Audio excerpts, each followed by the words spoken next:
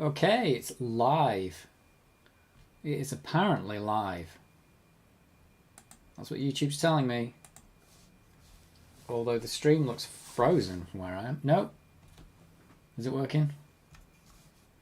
It's hard to tell. I'm not moving very much. Yeah, it's working. Good Lord. Well, this is it. We're on the Commodore 64, and a bread bin Commodore 64 at that. Good evening. Good evening. Wepith. I don't know how to pronounce your name. Wepith. That sounds... Am I reading that right? The laptop's so far away, I'm not going to be able to see it. But I'm getting ready. I haven't... Gauntlet's here as well. Hey, have I even got the game? I don't think I've got the game Gauntlet. I used to have it. I think I sent it away to... I think I gave some of my cassette games to Adrian from Adrian's Digital Basement. There is a mailbag, a really early one somewhere, where he got a load of games and they came from me. But I've still got a load left here. Stepped away from working on a project. Oh, it sounds secret. But you're back now. Right, excellent. Well, I'll tell you that my project is currently getting this Commodore 64 set up. In fact, you can have a big view of it. Boom, there it is. And I haven't tested the sound, as in sound for the stream yet. So I've got the computer plugged in. I've got the tape drive. In fact, I've never even tried a tape on this Commodore 64 yet. So there is no guarantee that anything's going to work here. There's no guarantees at all anything's going to happen. This could be a disaster. But I know the computer itself works because I've been doing that on the videos if you've seen them. And I've taken these rubber feet off that went sticky. Oh, look at them. Ah. Don't know if you can see these. These rubber feet that were on it that just went... Because I put it out in the sun to make it go a better colour. I should have taken the feet off. They've completely gone horrible. It's got no rubber feet on at the moment, so it just slides about. I don't think the tape drives have rubber feet. No, they don't. They just have plastic stuff. So, yeah, there's no guarantees on this. There's no guarantees it's going to work. In fact, I'm going to get some cotton buds and alcohol. I'm going to clean the heads. I'm going to clean the heads on this tape drive because I've just got to give everything the best chance it can. Because there's just no guarantee anything's going to work here today. And then we'll actually boot the computer and get it to work. But if anyone's not seen the videos, then this computer works, allegedly. Like, this is another thing. I've got these little bottles of stuff, like needle nose bottles. And I've got one with silicone oil in and one with IPA alcohol in. And I have to make sure I don't pick up the one with the silicone oil in. You can kind of tell once you squeeze it out that that's not silicone oil. But you just have to be careful you're not putting silicone oil all over your heads. Yeah, I do need a cover on the tape player. By the way, this tape player is mine. It's not one I bought off eBay. This is my tape player, and it's from back in the day, and it lost the lid, like probably at some point in the 90s. So it's never had the lid. I mean, it still functions quite well. The lid mostly serves to help eject the tapes and as a dust cover. So I have to keep it in a box because it's basically got no dust cover. And and the tapes still eject because there's a little lever down there. I don't know if you can see it there. So that's supposed to lift up the lid, basically. But instead it kind of pops the tape. So it's all right. It works. But yeah, I've got no lid on my tape player. But yeah, that's because that's my tape player. So a lot of these games here, in fact, all of these games are not from eBay. These are all mine from back in the day. So there's no guarantees that any of them work. I think in the past, I'll give some guarantees. I've got Hammer Fist there. There's a video from like 2 years ago me loading that, and I think I loaded Pipe Mania. And there's definitely, I think Rainbow Islands doesn't work. I've got Rainbow Islands, the budget version here. So that doesn't work. But it does get to loading screen, so you can listen to the music. In fact, should we do that first, and then we'll at least get the Rainbow Islands loading music, and then I can test the audio on the computer itself. So I might have to clean the heads in between every cassette, because if any of these cassettes are bad, then they'll just dump crap all over the heads. So to give it the best chance, I'll have to do a head clean in between each one, because who knows what's going to happen here. But yeah, so this is the Hit Squad budget version of Rainbow Islands. Joystick only. I think this is a pretty good game on the Commodore 64 as well. So it's a bit of a shame that this doesn't work anymore. But does he load both sides? I don't know. In fact, let's get a zoom in on the tape player. Let's get a zoom. This is so silly what I'm doing. Oh dear. It's looking rather clean. You mean the Commodore 64 or the tape? I think I've cleaned the tape deck, and I probably have cleaned the heads at some point. It's got a really dodgy belt in it. It's still the original belt, by the way. But the Commodore 64 cassette drives are actually pretty good. They were designed really well. They can actually cope with slowdowns on the cassette and stuff like that quite well. But there's just no guarantees, like I said. I only saw a tape drive on Atari computer as a kid. Yeah, the first computer I had was an Atari 8-bit, and the tape on that everything took so long to load. It was way more than the Commodore 64. So it was a lot worse. So let's just see if we're on. Let me give you the big screen version of this. The other thing is the streaming that I've got set up is it's kind of set up for the Amiga, so you can see it's like bumped over to the left. So I don't know. It might have to adjust that later on if that's becoming a problem. But yeah, this thing all works properly now. Like it's. I haven't plugged in. I haven't resoldered the shift lock yet. You can't see what I'm doing on the computer because I've zoomed in on the tape drive. But just to get this going, let's try this because I'm pretty sure this game doesn't work. In fact, I've got no guarantees that there could be something wrong with the cassette circuitry in the computer, so we'll find that out now. Let's recognise the tape anyway.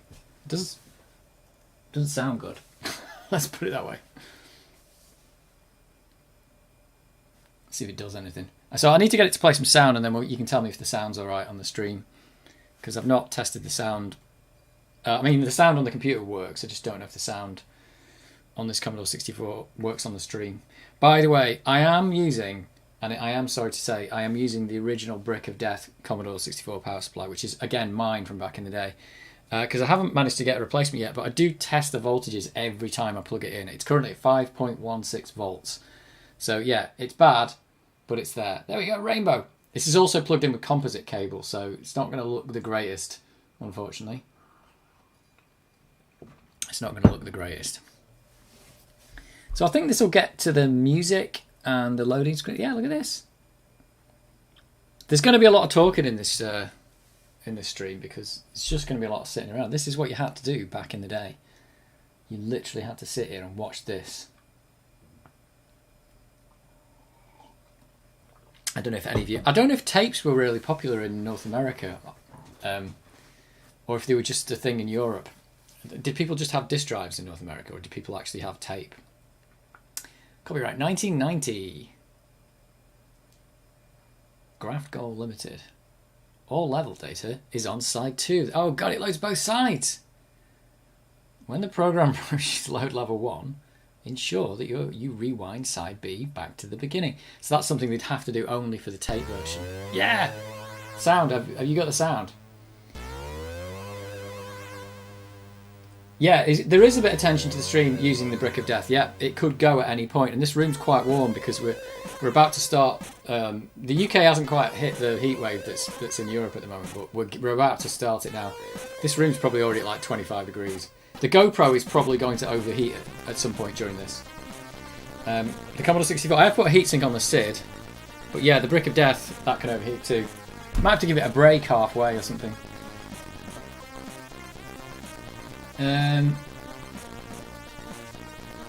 In the future, please do a video on removing bad batteries from the Amiga 500.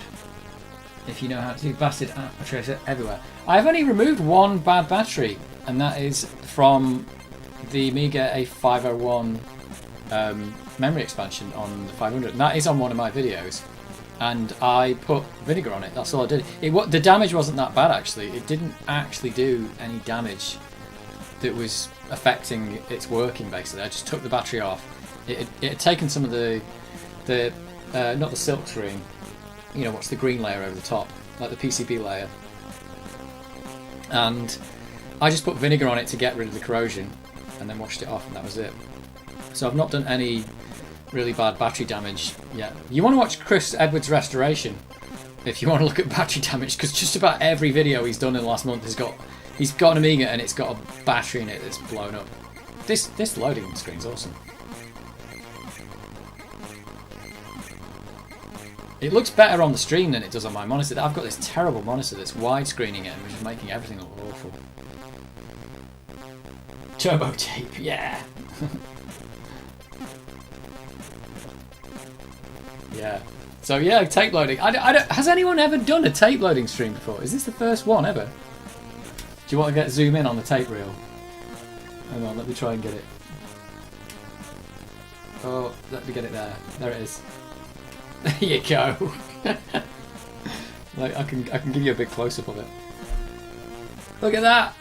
How often do you see that in today's? Everyone's like not even using the. I mean, the disk drive's pretty slow and rubbish to be honest, but everyone's even gone past that and they're just all on cartridges, which I do as well. But I just thought it'd be funny to get some of these tapes out and work out, you know, how much of them are actually working. But this is it. They had to put this music on just because it took so long. It just took so long to load. It's crazy. And the amount of times it didn't work.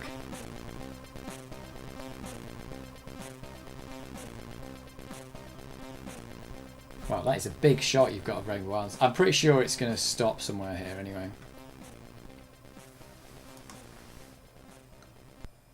Yeah, I think it...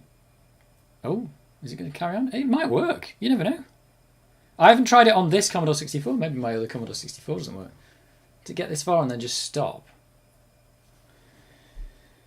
I remember working with 8-inch floppies at a microfiche company. Good lord.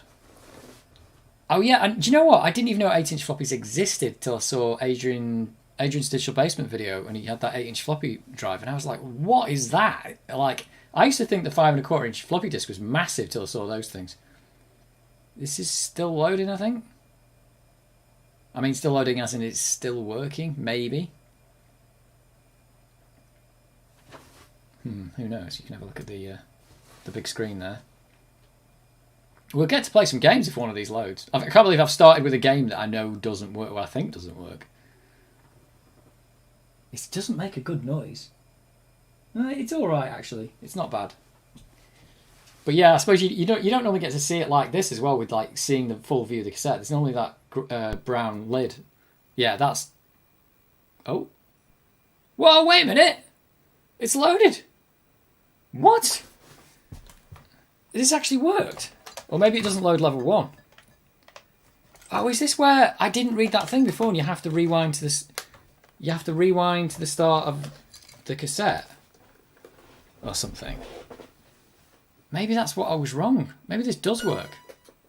What? I'm really shocked that this is actually working. You had to use 2 hands to make sure you didn't accidentally fold them when inserting them into the drive.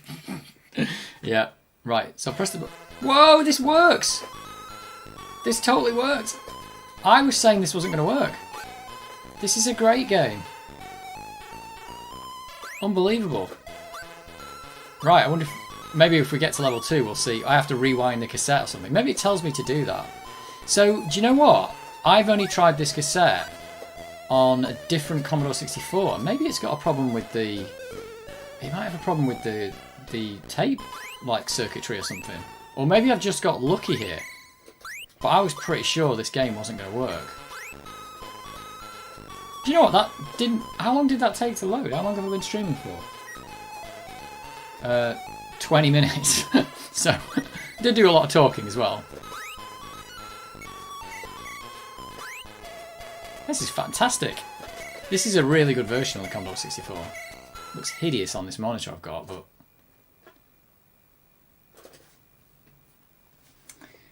Platformer on tape, I know. It's great, isn't it?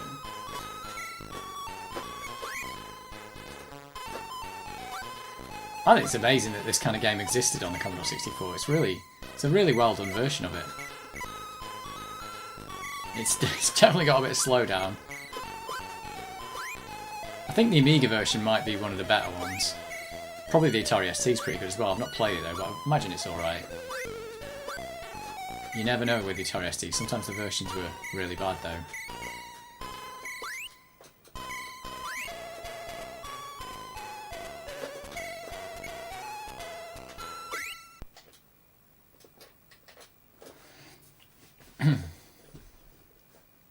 This is great. I've got Rainbow Islands working.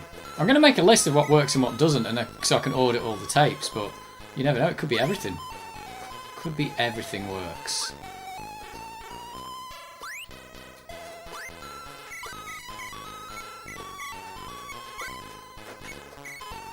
Uh-oh. Uh-oh. I want to at least try and beat the helicopter at the end. And then we'll know if the second level works. That's the other thing about these games. You could have them back in the day, you know, and you're trying so hard to get to like level 5 or world 5 or something like that. By the time you get there, you realise the tape doesn't work. That's it, and you're never going to get any further in that game.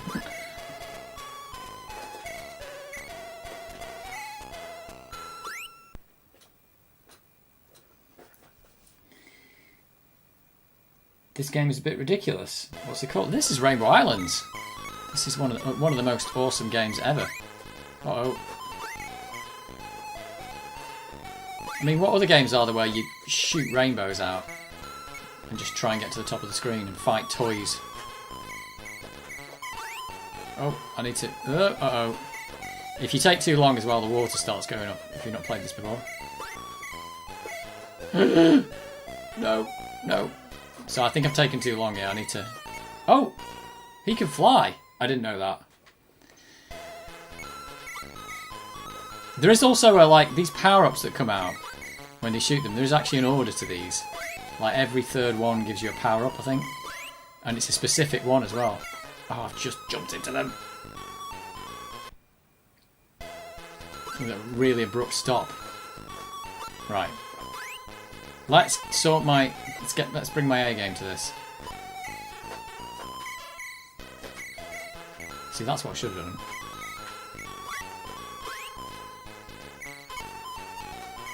One up? What did I get one up for? I don't know how that happened.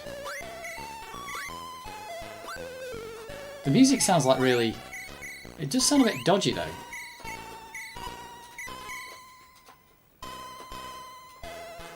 Oh, oh.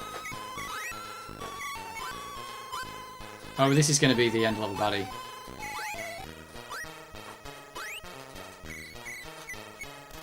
Which I had loads of trouble with. Oh, that's exactly what I tried to do when I did the Amiga version. It doesn't work. I don't know why I'm doing that.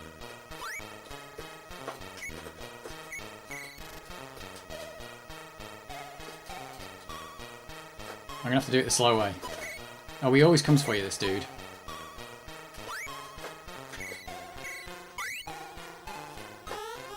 Oh no. I'm so terrible at this boss. I'm sure I used to be able to beat him in just one go. Oh, it's got good music here. Ladybug got you, yeah. Do you know of GRL Turbo Tape? All my games use this load of legal. Oh, well, back then. No, I don't know anything about that. Am I going to have to start the whole thing again? Oh no, start this again. Let's see if we can get past this dude. Oh, I can't do it. I'm just so rubbish. Don't get decoyed by the bug eyes on the spider. Can I do this where I just go here? Oh, I'm gonna just do it so badly. I want to try and kill him all in one go, but I can't do it.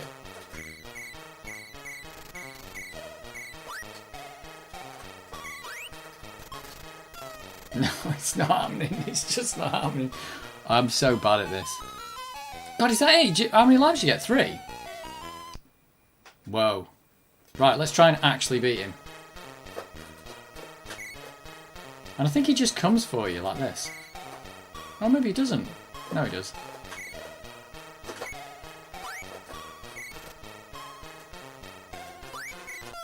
Oh, I can't believe I've died again.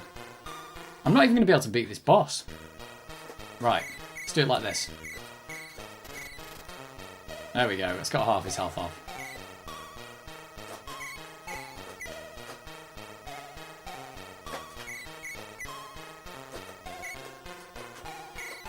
I just can't seem to get the... There we go, that's how you do it.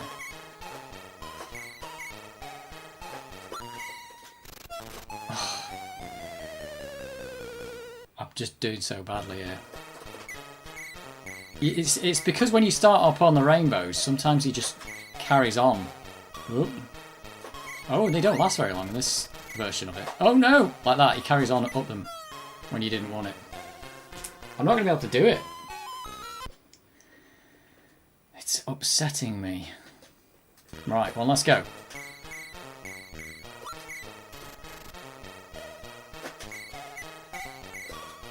Oops.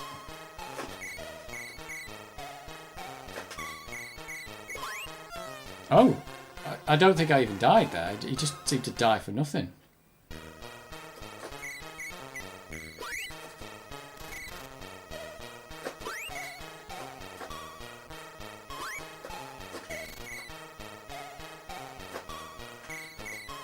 I don't think I'm actually hurting him there, am I? It's weird, the rainbows don't last very long in this version. I think sometimes I'm not even hurting him. Like that. Oh no! This is not good. I actually don't know how to do this boss anymore. Let's try this again. This has not gone well for me any single time. See what I mean? I'm terrible at that. At least I could do it on the Amiga version. Oh no, I can get one more credit to embarrass myself. Right, let's try it.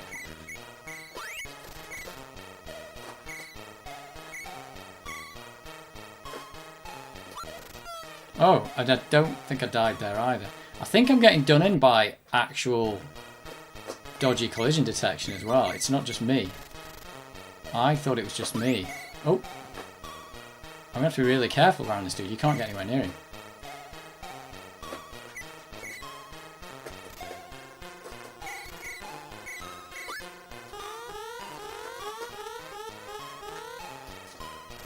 Oh, I think there's a technique to it, isn't there, that I'm not working out.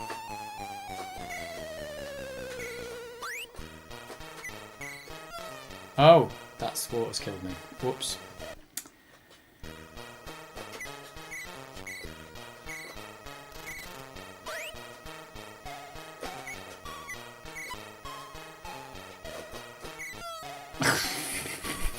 Just can't do it.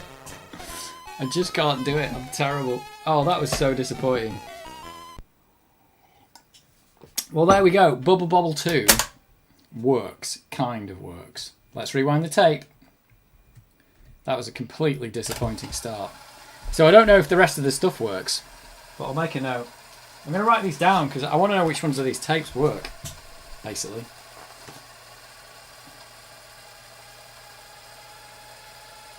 So Rainbow Islands is a tick. We get a tick for Rainbow Islands. Kind of. I don't know what I'm supposed to be doing on that boss, but it's super dodgy. I'm sure back in the day I had no trouble with that boss, but I think I used to kill it in one go, like cheese it. I don't think it ever actually knew how to fight it. Well, that's good. That's one down. I mean, we're not going to get through them all. Not going to get through them all, that's for sure. Right, what else have we got? You can kind of see them here.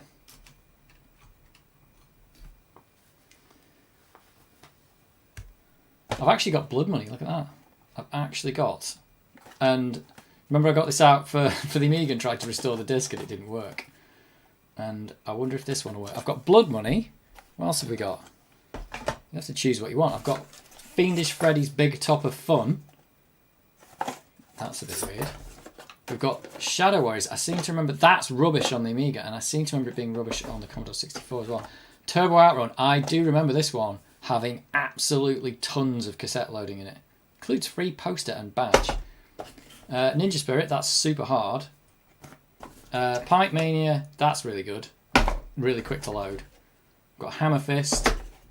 And this weird pack of ocean games. Pit Fighter, WrestleMania, and Final Fight. I don't think I've ever played those. And I've got Driller down there and Robocops underneath. So I don't know which one you might want to have a go at. I'm pretty sure. I'm really happy that I'm really happy that Rainbow Islands loads. Well, let's try Blood Money. And I tell you what, I tried to open this just before the stream, and I can't get the thing open. It's like it doesn't want to open. So let's try it. Let's try it. Let's leave that there. Not tried this one at all. Blood Money 1990. Should we give the heads a clean? Is it worth it? Is it worth cleaning the heads? Let's give them a little clean. The thing's right here. This is the weirdest live stream ever. I'm literally cleaning the heads on a cassette. It's just so weird. Oh god, Robocop. Yeah, I've got it. It was really hard, I think we were all really hard learning these games. Although that Rainbow Islands thing, that's not hard. I'm just making a mess of that. This wasn't even rewound. And of course there's no reset on the Commodore 64, is there? So it's going off. It is going off. Here we go. Computer hasn't blown up yet. This is a lot of tape on this one, so sit back and relax. Sit back and relax. It's just loads and loads of talking. I've got some good games here though. Got Salamander, that was good. Ikari Warriors was good. IK Plus was good. There's this weird Arnie game. I'll show you this.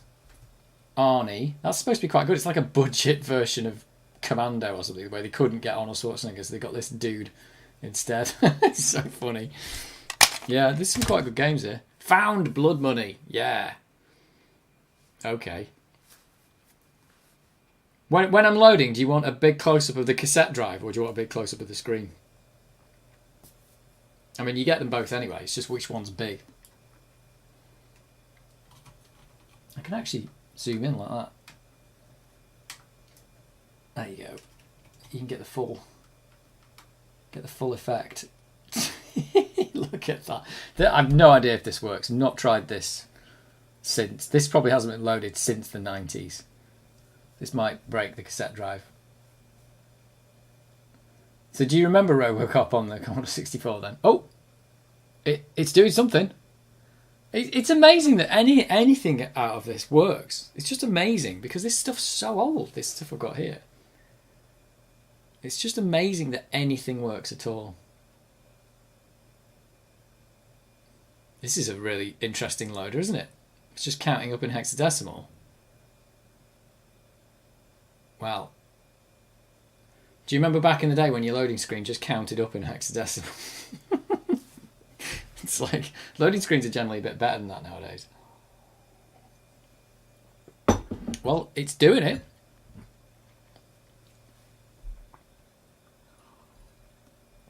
I mean, it's only got 2 numbers, so I assume it's only going to count to like 255. Oh, the C64 version is broken. I mean, I did play it back in the day. I seem to remember it being super hard. I think I got it because I was a big fan of the arcade version, and I think, being naive, I thought the home computer version would be like the arcade version, and it's just nothing like it. It's just terrible. Tapes are amazing for surviving. Is that true, or am I just getting lucky here? Hey, look at that, the Psygnosis logo. I think I've got memory that I think I finished this back in the day on the Commodore 64. I think I did. But it probably took me like a year to do it, so don't expect anything on the live stream.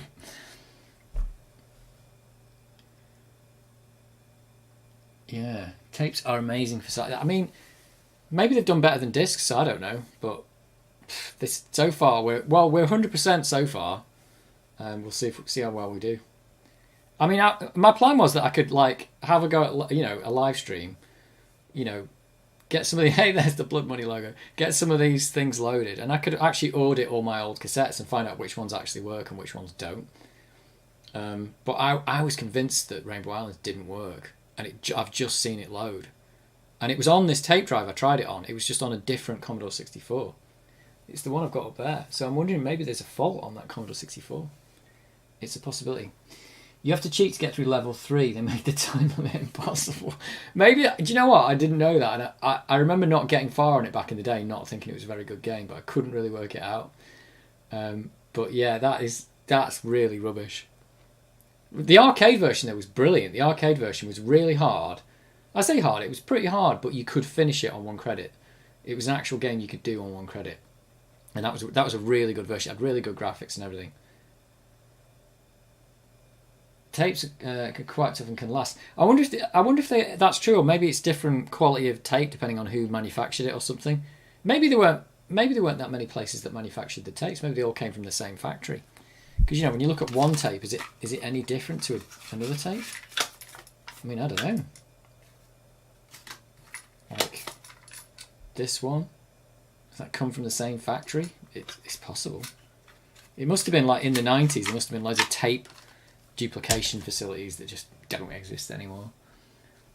Yeah, the arcade version is amazing. It was one of my favourite arcade machines, the Robocop arcade. Brilliant. It took us ages to learn it, but in the end we'd learned to do it on 20p. I think that's what it cost. It cost 20p and you could play it for like 20 minutes. You could get through the game in 20 minutes or 25 minutes. There's a cracked version of Robocop which fixes the bug. That's insane. Can you believe that? By the way, if you're thinking the sound's broken on the thing, there is no loading music on this. It's working though. It's loading its blocks. That's a pretty decent rendition of the Blood Money logo on the Commodore 64. I don't think it's going to have the fancy Amiga intro. The Amiga intro for this was one of the things that drew me to the game, I think. I probably got this because I'd seen the Amiga version in the shop and I was amazed by what the Amiga could do. And I couldn't afford an Amiga because I still had a Commodore 64. Or this version was just cheaper. I couldn't afford the game or something. So I ended up with this version. But I think, if I remember, it's a pretty good version. It's as good as the Amiga one, maybe. If you can call that. It's again, this is one of these really hard games. So we'll see how far we get. And there's a lot of tape on it. Should I have picked a different game? Can't believe Robocop was that broken. There was some real dirge released it back in the day, wasn't it? I mean, we've got fond memory of some of these games and stuff, but they really people released some absolute dirge, and they got away with it. And especially Ocean as well, with a big licensed game like that, and releasing some absolute rubbish. The music on this is real nice. On the Commodore 64 version, is it good? Because it's good on the Amiga. I don't know. I can't remember if the Commodore 64 one's the same. Oh, they've unloaded the logo, so they must be on the last final push of the loading. This is quite fun loading tapes. I didn't think it was going to be as much fun as this.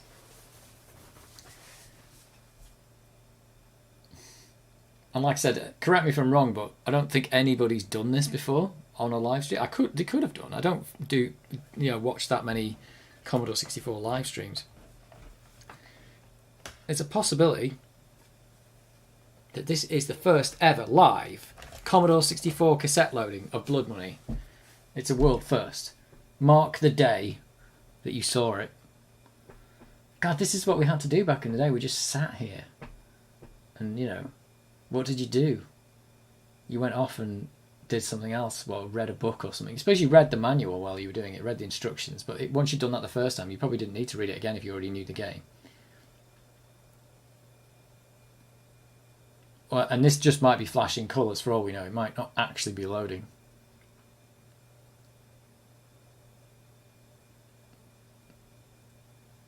But yeah, the Commodore 64, Bill Hurd talked about it on a few live streams recently. It's totally working. Oh, the music is good. I don't remember this. Don't remember this music. Please zero the tape counter for level 1. There we go. I'm zeroing the tape counter. Let me zoom out. I'm going to zoom out for the 0. Do you remember having to do this? Zero the tape counter. Right, so I'd have to rewind back to there. And then it's got to load level 1. Or is level 1 already loaded? I'm not sure.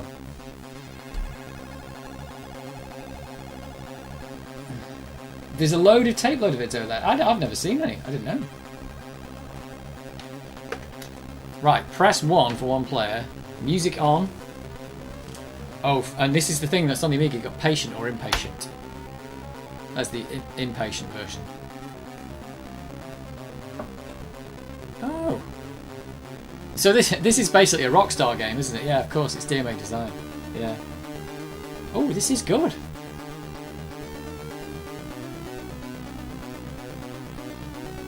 This music's better than the Amiga version, maybe.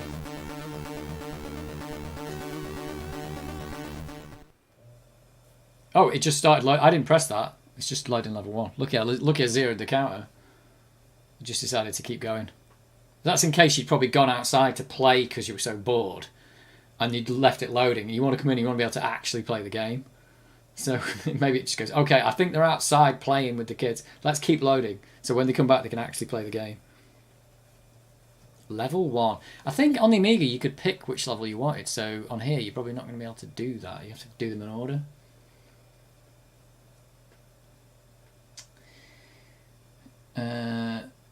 Were many games ever released on cartridge? I don't think they were. I think there were some games released on cartridge. And it had a bit of a heyday just at the end of the Commodore 64 where they did the Commodore 64 games console. What was it called?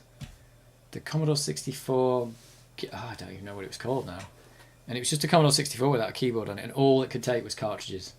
So a few games came out at that point, but not many still. I never had a cartridge back in the day, because I think if any game did exist on cartridge, it was just so expensive.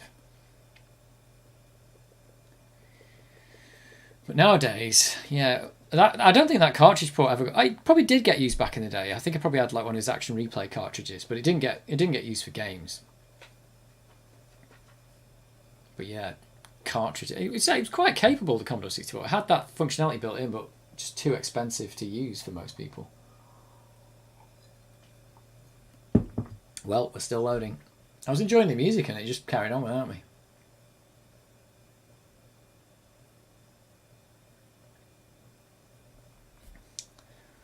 It's boring without loading music, isn't it? I didn't know people had done loads of tape loader vids. I thought people had thrown their cassette players out of the window, like they do with like people do with vaping equipment when they finish with it. Oh, look at this! I'm in. And I can't control it because apparently it's the other port. Oh, wait a minute. I can't control it at all. What? I'm completely... Oh, is this the... What's going on? The bullets are going through me as well. I don't know what's happening.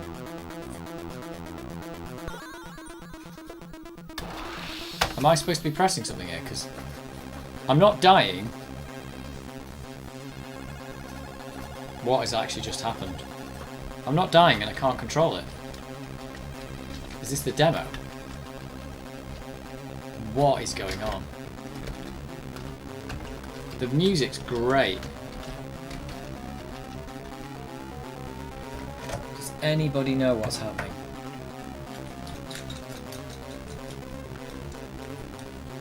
I am literally like, this game looks great, I want to play it. Oh, I pressed restore. Press 1 for one player.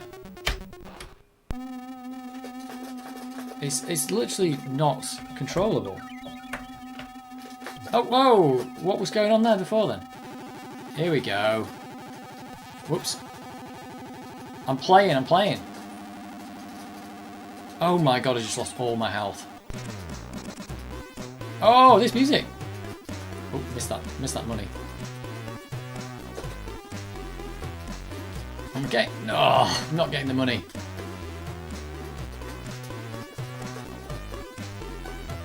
God, how did I finish this back in the day?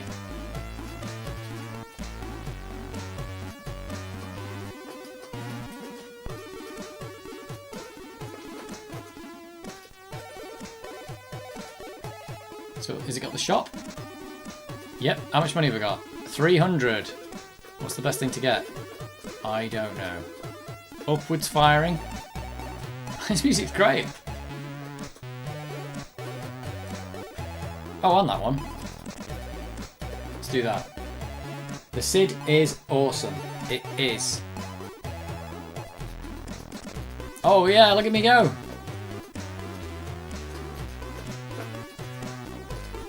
This is not a bad version of the game. I'm missing out on the money. You've got to collect the money. Whoa, don't die. Only certain things are going to give me money. I've forgotten how good the SID was, actually. Oh, I am dying a bit here. It's really easy to just lose all your health in an instant in this game. Oh, and these dudes. These are the worst enemies ever. They just literally home into you and just kill you. And once on top of you, there's basically nothing you can do. Have I got enough money to buy anything? I've got 190. Right, backwards firing. Wow, the Sid is awesome.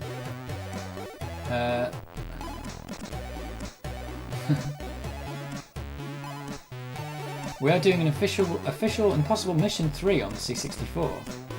When you say we, does that mean you? You're doing an official Impossible Mission 3? What?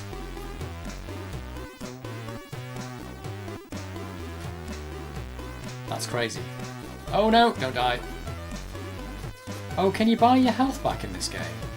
I've got no health. I'm gonna die here. Oh, yep, that's just what I did. I think I had no health for ages there.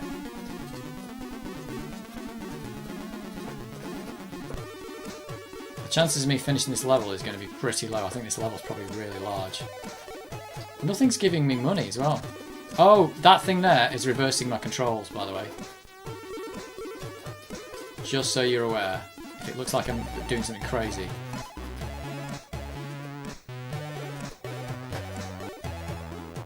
Well, it's got some great music going on. Love it. Whoa, what's that thing all about? Oh, it's going to give me money, though. I mean, this is the name of the game, Blood Money.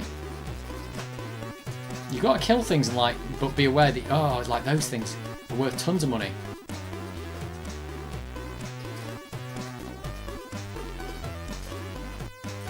Yeah, I got to get the money for these. It's quite good how not everything's giving me money. It's all a bit... Oh, there's the shop! I missed the shop! I wasn't concentrating.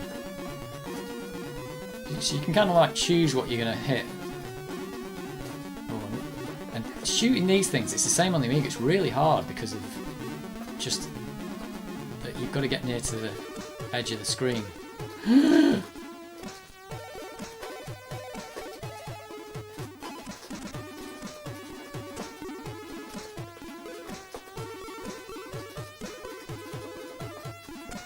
I'm gonna die again.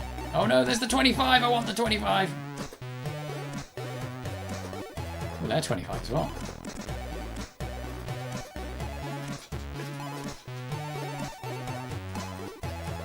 Is there gonna be a shop here? Nope. Oh, those things just stay on the screen. That's weird.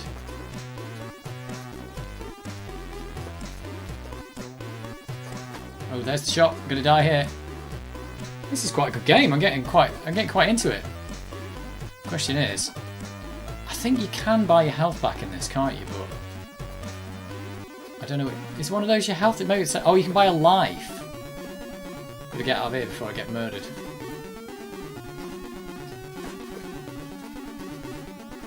Are these gonna give me money? Nope. No money for those. Well, if I keep playing all these games this long, I'm not gonna get through many games here, am I? Do you know what? I remember playing this back in the day. And one of the things was that you need to die before you go in the shop, because then you can get your health back. Because you spend all your money on a weapon and then it's just gone. Which way is it going to go? Up or down? Down.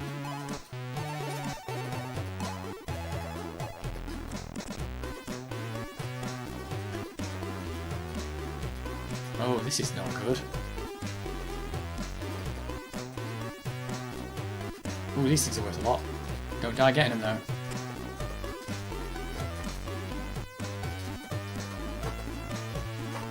I'm having to concentrate now. Oh, I just lost a load of health.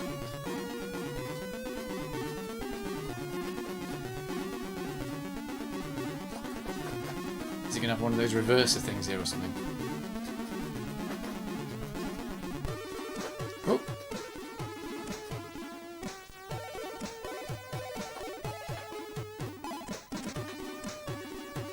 I've only got downwards firing now, that's weird. Everything's going down, so that's alright.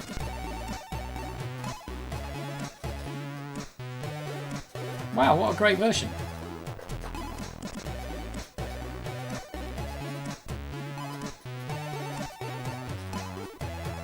Oh, that was not good. Don't know how I was supposed to do that correctly.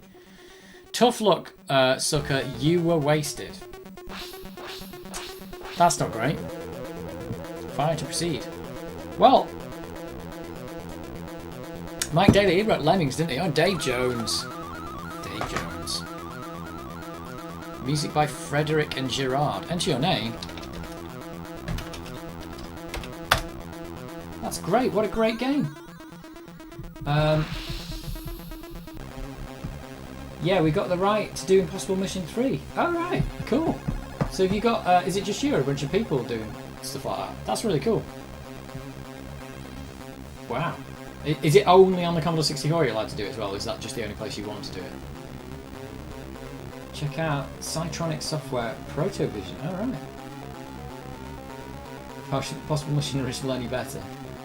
That piano in Impossible Mission was a problem. I don't know that I've played Impossible Mission. I mean, I've seen it. I just can't remember playing it. Right, we've got to rewind. Oh, we can't rewind because it won't let me have control of the tape now.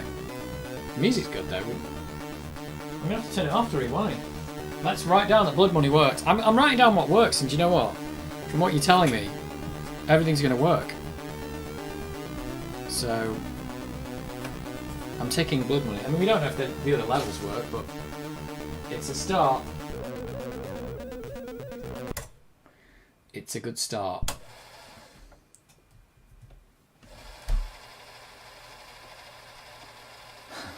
The jumping timing was a problem to search the piano. Was I'm getting confused by Impossible Mission. Was Impossible Mission the stay a while, stay forever? Is that Impossible Mission, or am I getting that wrong?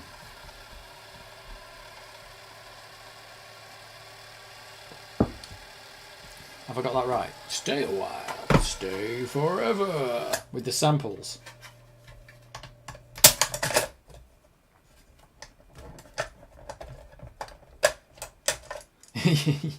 Not retro gameplay of Impossible Mission. Yeah.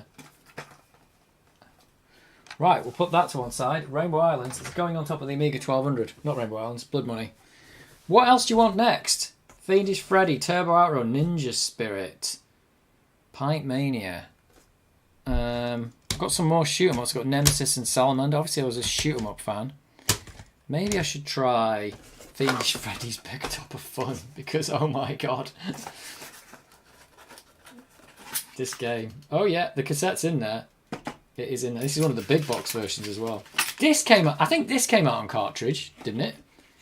This game came out on cartridge because they did it for that Commodore 64 GS game system, or whatever they wanted to call it. Ooh, this looks weird, this tape. See, these tapes haven't even been rewound, so clearly that's like, I used them and that was it. This side, Magnificent Introduction side 1. Other side, Glorious Game side 2. Weird. So is this not even going to have the game on it on this side? That is super odd. Let's just see what we get. I didn't clean the heads, so but we think Blood Money hasn't destroyed them. So we'll see what happens. And we will see. There's no instructions or anything in this. It's just got a red box. I remember you have to dive into you have to do the diving thing in this. You have to dive and you get a smaller and smaller thing you have to dive into until eventually you dive into like a teacup.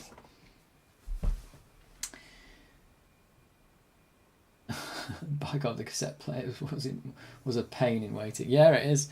But at the end of the day, the cassettes were cheap, I suppose. So that's what you got. That's what you got out of it. Well, I say the cassette was cheap. The cassette player was cheap as well because I think it. Well, actually, the box down there that I've got, I never had an original box for a Commodore 64, but the box down there doesn't come with a cassette player. So people must have bought them as an extra or something. So this was second hand back in the day. Like I said, I can't believe this has got the original, like the belt. I've opened this up, the belt that's in it is really bad. So it's like got kinks in it and stuff because it's so old, where it's been sitting for 30 years. Was there any benefit in gaming on the 128? I don't think so. Unless there was a specific 128 gaming. There might have been a couple of games that used the 128. I think maybe Ultima or something. But I don't think there was any specific... Like, when you went into 64 mode, it had to behave like the 64. That was one of its things. So everything had to work exactly as badly as before. Loading music made it worthwhile, yes. Hello! Hello, Will. Hello. Hello, exclamation. You've joined in for Fiendish Freddy's Big Top of Fun. You've just arrived for it. Big Top O Fun. All too familiar with cassette loading. Yeah, same here. I think all of the gaming I did as a kid on the Commodore 64 was all cassette. I did get disc drives eventually. In fact, I do have some disc games that were disc-only games, actually. The RPGs like Pool of Radiance and stuff. And that's when I got the disc drive, that was when I could play those games. So I never played them on the Amiga because I played them all on the Commodore 64. But yeah, they were on 4 double-sided discs, which is crazy. Oh yeah, the special effects cam, by the way, I knew this was going to happen. I think what happens with this is the GoPro this is a GoPro, by the way, and it overheats. And then it crashes and does this. And I was pretty sure it's going to do this today. I think I said it at the start of the stream. Because it's really hot, and it's really hot in this room. So yeah, I think it does have an overheat, the GoPro, where it will shut down. But you can see like it always crashes in this exact same way that half the sensor goes. And then that's it. I think if I think I have to unplug it. I think I have to turn it off and turn it on again. It says webcam. If I unplug it and plug it back in again, does it fix it? Or is it just exactly the same as before? The screen on it is upside down now. See what it does. Could be the webcam software that's broken. No, it's completely failed. Oh, look at this. Enter the word 5 of line 1, page 8 of the manual. I don't have the manual. Well, maybe it's in there. I'll have a look. Let me just reset. I can't reset this camera. I'm going to pull the battery out. Let's give the camera a little break. Because it's too hot in here. I was worried about the Commodore 64 shutting down. No, it's the GoPro that shut down. The GoPro can't handle it.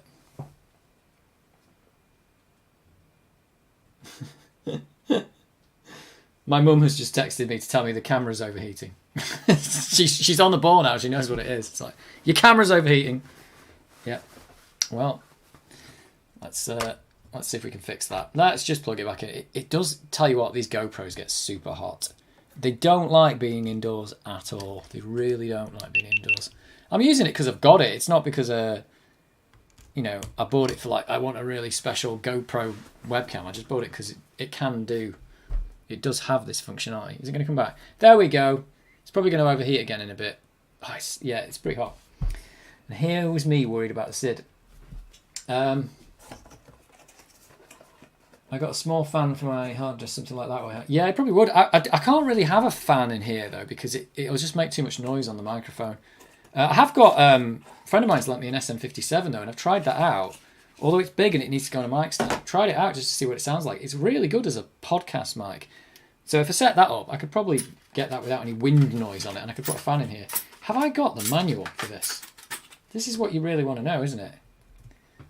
Is like, where is... If I haven't got the manual, I can't get through the copy protection. I wonder if it's under here. No, it's gone. So, I can't play Fiendish Freddy because I don't have the copy protection for it. So Fiendish Freddy kind of works though. That's a shame. Oh, shall I try the other? Oh, the other side's going to have the same thing, isn't it? It's going to ask me for copy protection. There you go. Anti-piracy stuff prevents people who actually own the official game from not playing it. That's why anti-piracy software is not always such a great thing. So I'll write that down as missing the manual. So Fiendish Freddy is missing the manual. But other than that, it probably works. Needs manual. Well, that's the first failure, and it wasn't because of the cassette drive. That is unbelievable. You don't think you're a subscriber to... Wait a minute, what's going on? I'm missing something here. You got Outdoor Pro and not Indoor Pro. That is true. That is true. They do get... I tell you what, though, the GoPro gets so hot. If If you do any recording outside and it's in the sun, it is going to shut down. It is guaranteed. They're really designed to be put like on a car or a motorbike or when you're skydiving when it's got some wind cooling, because it really doesn't have any kind of cooling of any decent amount. I had a massive library of copied games from the prior generations. Oh, right. They were on disc. Eventually got a disc drive. 21st century doesn't cool many products yet. Right. What's next then? This is the question. I don't want to try Shadow Warriors next because it's terrible, I think. It might be good. Turbo Outrun is really good because it's got sample... Let's do this one. This has got so much... I can't even believe this came out on cassette because it's got so much loading on it. Unbelievable amount of loading. Even this hasn't been rewound. It's probably like where I last left it in the 90s. Yeah, I remember playing this because it does loading for ages, and all it does is gives you the intro screen. I think they designed this to be a disc game, definitely. But they had to put it on cassette. Driving's biggest game ever just got bigger. Let's zoom in a bit. I'll zoom in on the cassette drive.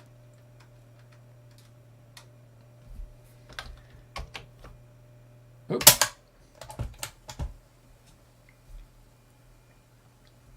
There we go.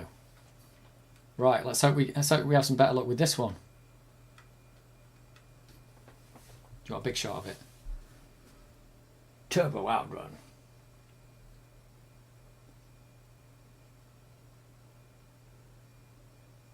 You can buy a card that loads ROMs.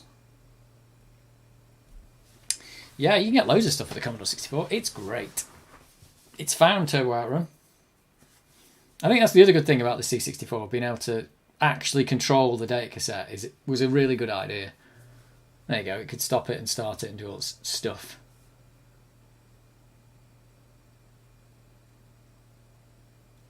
Is it going to work though? This is fun loading these games. How much were the 1541s? I think they were really expensive at the start, but I had two at one point, you know. I definitely had two. Oh God, you have to rewind back to here. Are you kidding me? I had two of those at one point, and in the end, I think that was when they were getting cheaper and people were getting rid of them because they were getting Amigas. I think they'd gone really cheap, and I ended up selling it because I realised there was nothing you could do with two disk drives. I even got it like changed so that one was the Common 9 disk drive. So you could do a disk copy really easily, but nothing else worked. If you put a second disk in the second drive, it'd start loading and then immediately look for the first drive because all of the loader software assumed you had the Commodore 8 drive or whatever. So it's completely useless. And the games that I had 8 discs for, they were 4 double-sided discs. I don't think could even use it. So you ended up like just using one disc all the time, one drive. So I sold it. But that was quite late on in the C64's life. So they definitely weren't. They were probably a lot cheaper then. I never had any new equipment for the... In fact, all my original computers, I think, and Commodore 64, even this tape drive and the disk drives were all second-hand. There was nothing new. And my first Amiga was second-hand. And I think... Do you know what? I think all my Amigas were second-hand. I've never owned it. I never bought an Amiga from a dealer, from the shop. They were always second-hand. The first Amiga that I got was from a second-hand store where I lived, and it came. I'm not sure if it was broken or whatever. It was Amiga 500. I can't remember now. They were pretty pricey though. Yeah, when they came out, they were bigger, heavier, and cost more than the Commodore 64. But they basically had a whole computer in them, so it's pretty crazy stuff. This is doing a lot of loading. This is like a lot.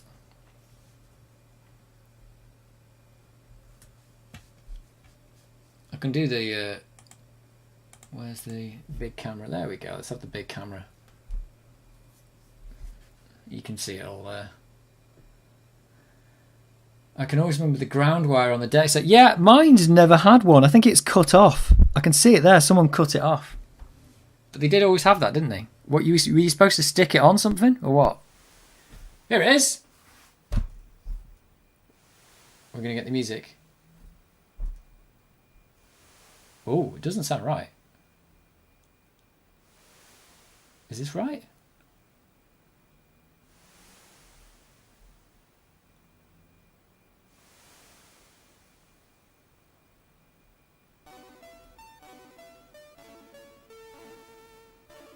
Well, that's the Outrun music.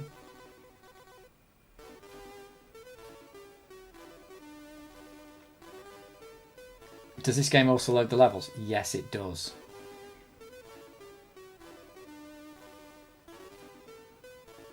Find that on the Max it feels less sturdy compared to the original. Oh. This sounds not right on this. It's got samples in it. It's trying to play well, I say samples, but yeah, because it goes Outrun. It does the actual samples, but they're not working on this. I think there were versions of the SID and stuff that couldn't do it. I don't know. It's failing, but that's not right. The music. It could also be that the tapes failed. I can see. I don't know if you can see her leg. If you look at her leg, there's a piece missing there, so maybe it's not loaded correctly as well. Could be that the tapes. I don't know if the SID's dodgy or the tape's dodgy. There's no way of knowing.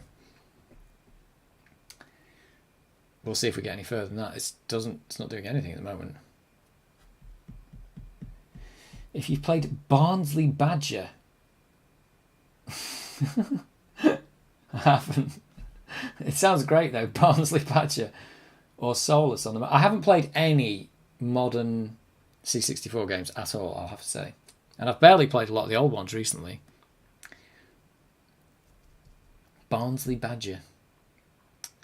I think Outrun is a failure because that music was corrupt and it's supposed to be loading here and it's not doing anything. I think it didn't load correctly. So Outrun, Turbo Outrun that is, fail. There was going to be some failures today, and that's one of them. Sorry Turbo Outrun, you did not survive. It didn't survive. It's a shame. I've got the box though. I'll make a note of this one. I mean, it could be this data set's not great, but it's certainly loaded quite a few games there, so I think it works. I think so. Let's make a note. Turbo Out. I'm going to have to keep a note of all this in a computer somewhere. Turbo Outrun is a fail. So we've had 2 passes, 1 failure, and 1 that doesn't have the manual. So, doing all right. Does Barnsley Badger come on cassette or what? Bet you it doesn't. Or are you going to tell me it does and I'll have to eat my words? I might have to eat my words. I should clean I think this is the erase head down here. I should clean that as well, just in case it's dumped stuff on there.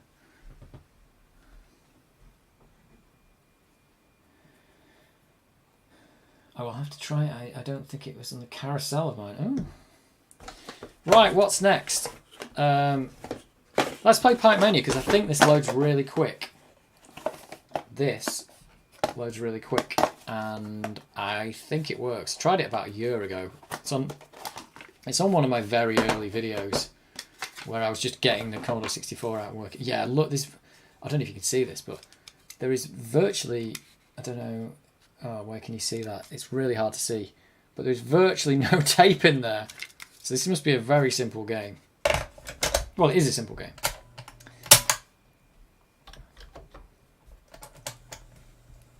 See what we get. So I'm expecting this one to work. This is quite a good game as well, I think. Pipe Mania. Set to be the Tetris of the 90s. Well, the Tetris of the 90s was Tetris, so to say.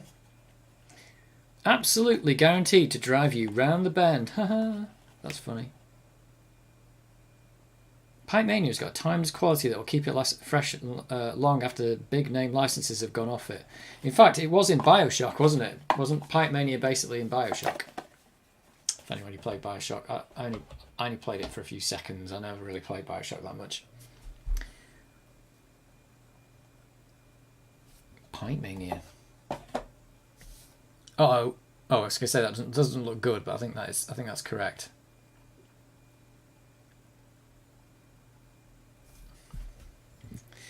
Well, the excitement of will it work? Will it work? It just looks like I've got a corrupt webcam at the top, doesn't it? It's like what the hell? Oh, it's this one here. What the hell is that up there? I could have pointed it. There it is. It's really hard to point. I cannot do it. I need to point here. Here. There. Can't do that. Whoa! It's working. They've loaded their logo. I love the way instead of saying Pipe Mania, they just put the name of, like, is that the name of the developer? The publisher?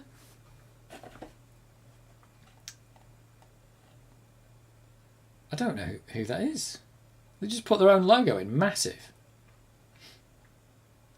It's a bit presumptuous of them. Yeah, don't put the name of the game, just stick your own logo on the screen. Yeah, cracking stuff in Bioshock was Pipe Mania. Yeah, so it did live on, but it lived on. Was Pipe Mania the original game to do this, or did they copy it? Because if this was the original game, then Bioshock copied Pipe Mania, definitely.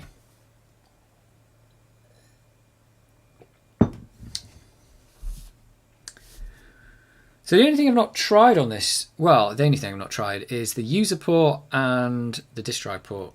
But other than that, this is working great, this computer. This is what I loved about the cassettes. You waited for the logo. It doesn't really mean much, but that was part of the fun. Yeah, it was. And I think the other thing about cassettes, and even the discs on the Amiga and stuff, because everyone's using Gotex now, if you did, to play a game, you had to kind of choose it, because you were going to go, yeah, I'm going to play this. You'd have to go get the box, get it out, put the thing in, wait for 5 minutes, and then load it. And if you had done all that, you were invested. You were invested in chronologically, so to speak. You were invested in time. That you put all that time into getting that thing going, that you were definitely going to play it, even if it was bad. You were going to try and give it a chance. Because if you turn that computer off, you'd have to load it all again. So you weren't going to turn the computer off unless you were absolutely sure this was terrible or you didn't want to play it at all. So you kind of gave games more of a chance, even though they were pretty hard. But sometimes you just played games because they were quicker to load. Like even this one's taking a few minutes, and this is a quick game. Certainly on the Atari 8-bit, I had Kickoff, and the tape nearly touched in the middle. It was the opposite of this Pipe Mania tape. And it only ever loaded once, even though I tried loads of times. The game loaded once. And I don't remember it being good. And I'm not even a football fan, so I don't know why I played it. I've got a game here. In fact, I've got more down here that I couldn't even fit on the desk. I've got so many. This one is this thing, Whirly Nerd. It's got the Commodore 64 version and the Atari version on the same cassette on there. So I think the Atari version's on side A or something, or Commodore 64's version on side A and Atari version's on side B. Or is it on two cassettes? Yeah, it is. It's on each side of it. Hey, look at that. Pipe Mania are actually loaded. So we've got this. It says this side 64 and other side Atari. So Atari got the other side. They got the raw deal. There weren't many games on the Atari. That was one of the problems with it. Not a lot of the games were on it. You'd go in the shop and it'd be really disappointing that you'd got all these games on the C64 and there was just a sliver of them for the Atari 8-bit. It was pretty annoying. Right. Pipe Mania. It still works. It still works. Let's give you the big screen version of it.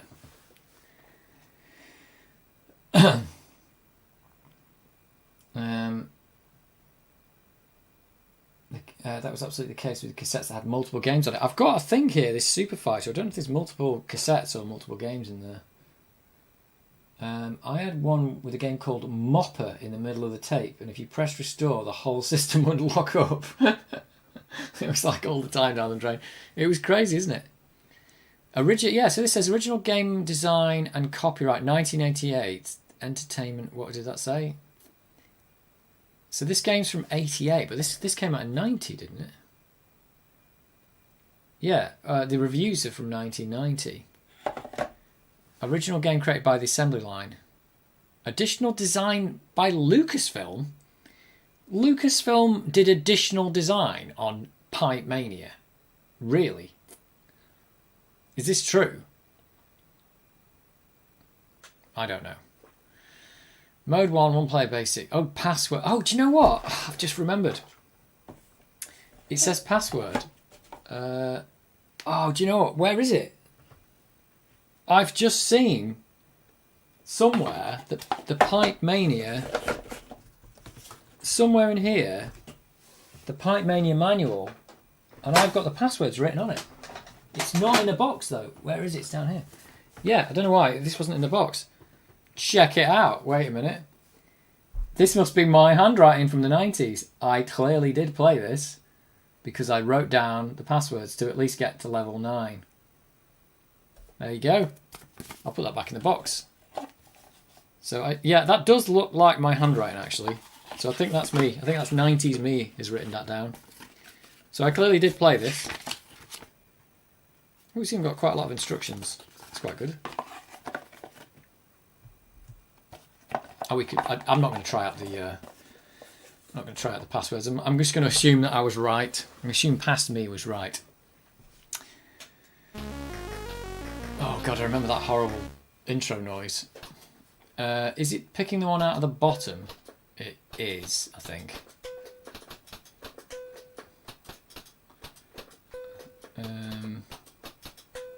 This is the bit where you don't get anything you want for quite a while. Oh, nearly messed that up.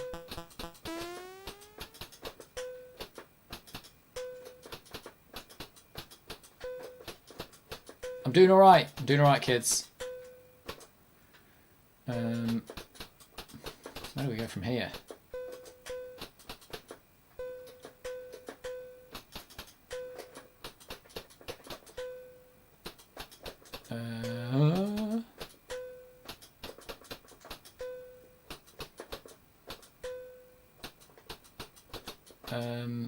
Where am I putting this one? You only have to get a certain amount, don't you? It's not like you don't have to get them all. Oh, what happens if you put something in the wrong place? Are you kind of like done in? I really wish I'd done something. Oh, you can blow it up, but it takes. Does it take points off you or something? I just don't know. But it's all worked out now.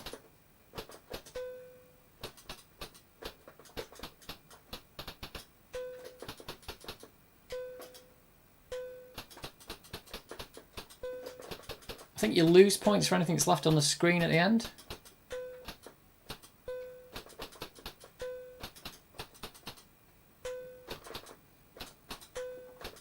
There's a lot of pinging in this. Uh-oh, that was the wrong thing. Wrong one.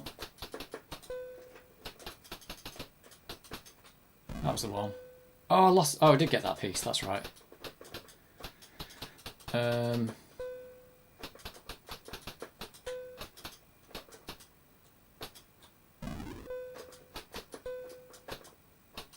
I'm really stuck for things to put on now.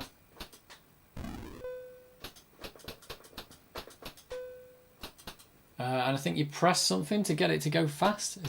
Is it? What do you press to make it go fast? Spacebar? There's a key to make it go fast. I don't know what it is. It's definitely something. Run, stop. Oh, run, stop, just quit. Oh, I can't believe it. Of course it's stop key, isn't it? I just pressed the stop key and it just didn't even give me a warning and just went back to the title screen. Oh my God. You just needed your red dual cassette player. What's the one of his out of my bedroom? One source tape and one destination. Oh my God, yeah. Man, I wish I had this back in the day. I would have loved it. It is a good game. Let me try that again. Because, I mean, what's gone on here, though? Actually, I say let me try it again. Oh, it hasn't quit. That's pause. But there's no way of knowing that's the pause. I'm looking for the key that makes it go faster. And I don't know what it is. There is definitely a key that you can press. Oh, I pressed F for fast. There you go. I can't remember how you can tell. Was that a successful level?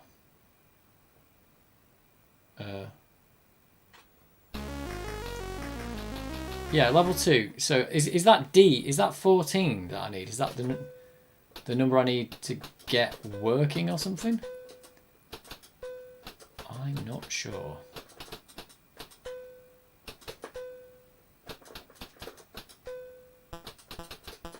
Oh, it's going faster now.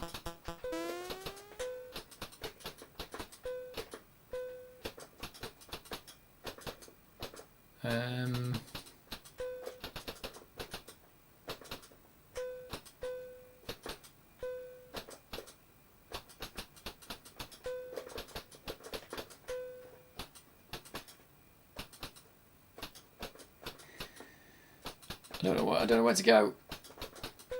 I'm just putting stuff in random places.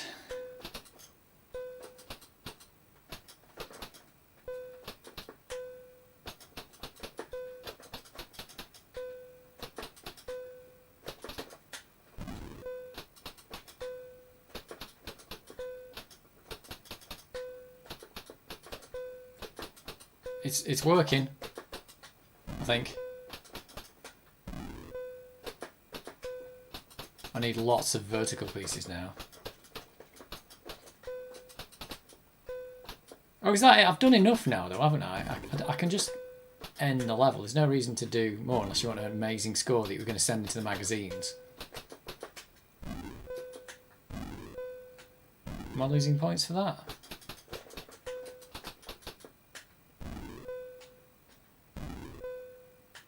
Come on, just give me a vertical piece. There we go. What was it I pressed before? F. There we go. Super cool.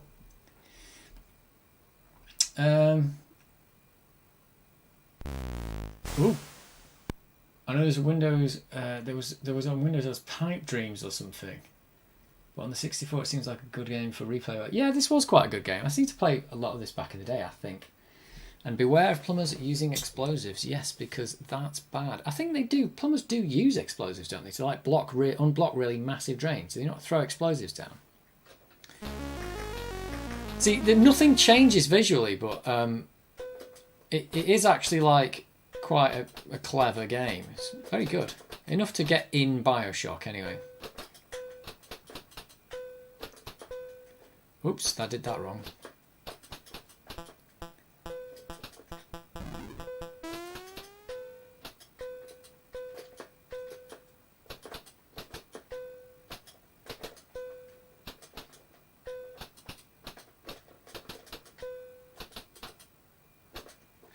Whoops, that's wrong. That is totally wrong.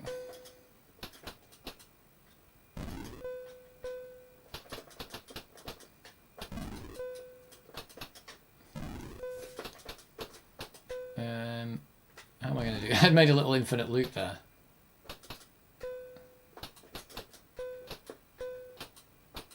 I've done enough there, though, haven't I? Is that all you have to do? I don't even know what happens if you fail. Anyway, Pipe Mania. That's really good. And it works. Oh, look, there's a hat, though. Something has changed. What does the hat do?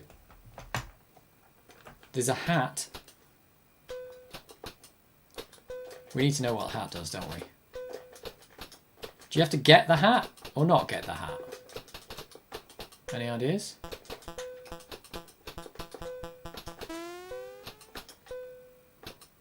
What does the hat do?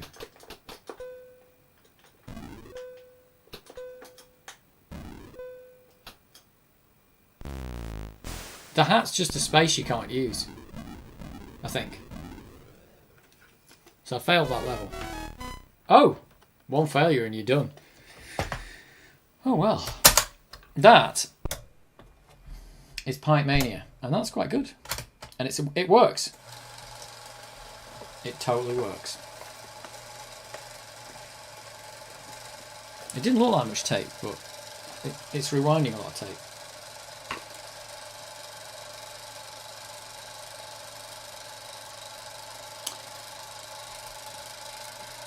That was a lot of tape. I love the way it flips the tape out of the thing because it's got no lid. Just kind of pops it out. Right, I'm going to write it down. It works. Pipe Mania works.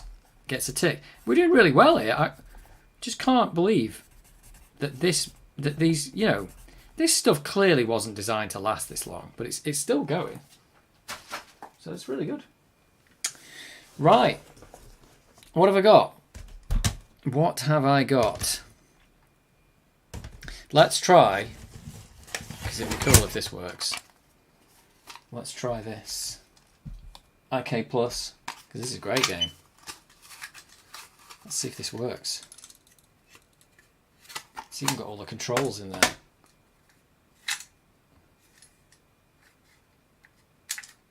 Can you load it either side? Looks like either side.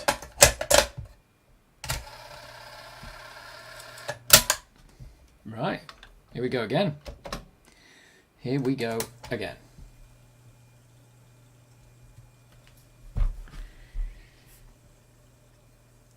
So C64 was cartridge after this. Do you mean they did, when you say after this, they did, if you look up the C64 GS, it was an incredibly ill thought out, stupid idea of turning, like, the year that they did it as well was incredibly stupid. Was they took this computer, I'll zoom out, they basically took the Commodore 64, this computer, and they took the keyboard off it, and they took the cassette port off it, I think they took the user port off it, I'm not sure, and just packaged it up in a smaller case and sold it as a games console. But in like 1990, when literally the Amiga had been out for 5 years, and they just tried to package up an 8-bit computer as a games console. The dumbest idea on the planet. And I don't know how many they sold, but it wouldn't have been many. So what you were limited to was now, I think they'd moved the cartridge slot to the top as well. So, you know, top loaded your cartridges. And you put all the games on cartridge. Now, I think any games that could use cartridge would have been better because, you know, you could do really fast loading. You could have loads and loads of loading in your games. But it was, you know, like I said, the Amiga had been out for 5 years at this point. Like, what were you going to get out of it? It was just a really ill thought out idea. I mean, the Commodore 128 was a good idea because that was like the last of the 8-bit computers, and it was like the stopgap between the Commodore 64 and the Amiga. I think the Amiga had only been announced at the time that the Commodore 128 came out. So the Commodore 128 was like, this is the last of your 8 bits. It's the latest and the greatest. And after this, there'll be better stuff. But it's cheap, and it's good, and there's lots of software, and it's got all the keyboard. It does everything the Commodore 64 does and more. But the Commodore 64 GS was everything the Commodore 64 did and less, because modes of stuff didn't work on it. So super dumb idea. I never actually saw one. I only saw them on a rolling video. Oh no, I think I saw one in a shop. I think they had one in Dixon's store. Along with Amstrad did the same thing. Amstrad did their GS 4000. It was like all the dumb ideas were coming out. So Amstrad did exactly the same thing with their 8-bit computer. That also didn't sell, surprisingly, because, again, if they'd have done it in 1982, it would have been pretty good, probably. But they did it in 1990, which was just stupid. Absolutely stupid. Not to mention they stuck a game on it that required you to press F1 to start with a keyboard. Yeah, that's the thing. Like, there weren't any games written for it. I think they were just all ported, weren't they? Ported badly. So yeah, such an ill thought out idea, that one. I can't believe that anybody. I mean, I remember. This is the thing about it. I remember seeing it at the time and thinking that's really rubbish. I don't want one of those. And I was a Commodore 64 user. I thought the Commodore 64 was great, and I looked and thought that's just stupid. Because they were trying to go after the market of everybody who... I mean, think about it. Who was the market for it? Anyone who had a Commodore 64 would not buy one because it didn't do anything their Commodore 64 did. So anyone who moved on to the Amiga definitely wasn't going to buy it because they'd already got an Amiga, so why would you buy that? So it filled the gap of people who couldn't afford an Amiga and didn't have a Commodore 64 and didn't think to get a Commodore 64 that was second-hand and probably cheaper than that. And also didn't want any of the functionality of the Commodore 64 actually working and wanted the games to be more expensive. So the demographic for who was actually going to buy that was terrible. I think this game has failed. I think this has failed. let's try the other side. And let's see if we can get the other side to load. Maybe one side as well. Let me clean the heads as well. This has failed me. IK Plus might be a failure. Ooh, that wasn't even in properly then.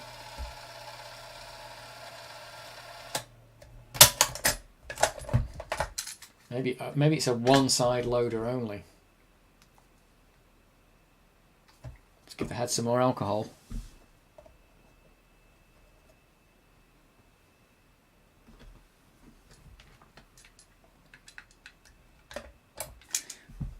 Give that alcohol a few seconds to dry. Right, here we go again. Let's try the other side. That definitely wasn't working, was it? It was just a green screen. I bet this has got like the has this got the ocean loader on it? I don't know.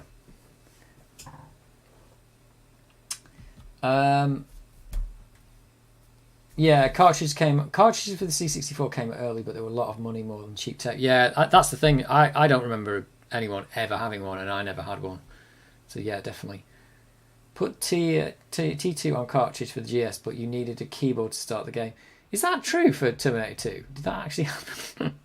That's so dumb. I think my brother has the cartridge for that. You know, I think he got, because they also did the C64C and they gave you the same cartridge with it, didn't they? Because they'd done the cartridge for that, but of course that cartridge worked on everything else as well. So I think he's got the cartridge.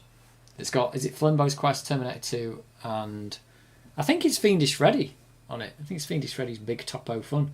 They must have had to take the copy protection out of that, because otherwise you wouldn't be able to start it. That game definitely would need a cartridge, I think, Fiendish Freddy, because I seem to remember it having loads of sections where it loaded. Because it was basically like loads of mini games. So it was like every time you did a new level, it was a completely different game, basically.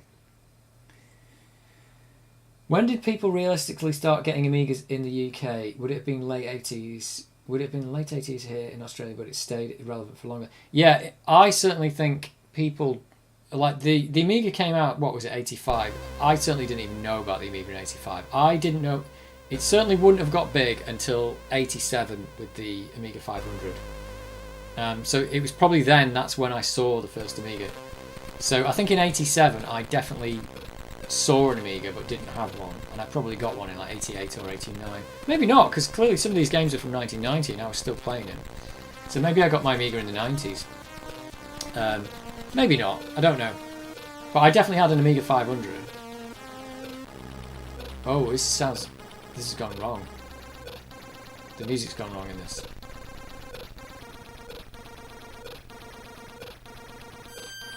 Oh no!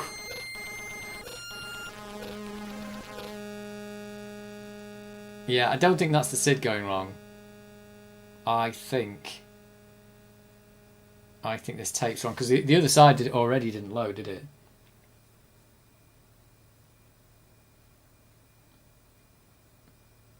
Let's just leave it go and see what it gets to. It looks like it's still trying to load. I can see corruption in the image. There's green spots in it. I don't think they're supposed to be there. Well, that stopped me in my tracks, didn't it? It was like, good lord. But yeah, realistically, I remember seeing an Amiga 500 in the store running, I think maybe Blood Money or Xenon. I don't know. What year did Blood Money come out? 89 or something. I remember seeing it run Blood Money. I wonder what year that was. Would that have been 89? Yeah, but I'd not really heard of them before. So I think the Amiga 500 made it big, basically. That was the thing that made it big. Oh yeah, and the Batman pack and stuff like that. Batman was probably 1990, wasn't it? So yeah, it was probably like very late 80s that the Amiga got really big here. But certainly the year it came out, I don't think anybody even knew about it. I'm sure they brought out T2 C64C pack without a dataset. Yeah, I think that's what my brother's got. He bought it off eBay. He's got a C64C, and it's come with the, I think he's got the box and everything, and it comes with that cartridge that you can play those C64C games on it. So he's actually got that. Yeah, the Amiga Batman pack would have... Yeah, I think the Batman pack would have been the big deal. I knew of the Amiga before I did the C64. Oh, yeah. Yeah, that makes sense. That would make sense. If you're 37, you probably would have heard of the Amiga first and then thought, what's this older computer? But I definitely had... I remember for quite a while running the C64 and the Amiga together. I had like a table where I put both of them. And I think eventually what was happening was the Commodore 64 was getting used less and less because the Amiga was just taking over from it. So I might still go back and play a game, but every time I went back to play it, it started to look really old. It was like really, really old.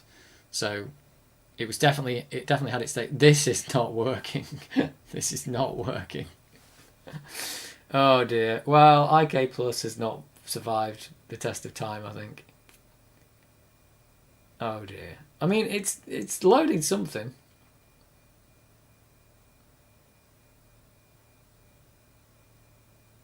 We don't really know if this cassette player is good. It could be bad, but I don't know.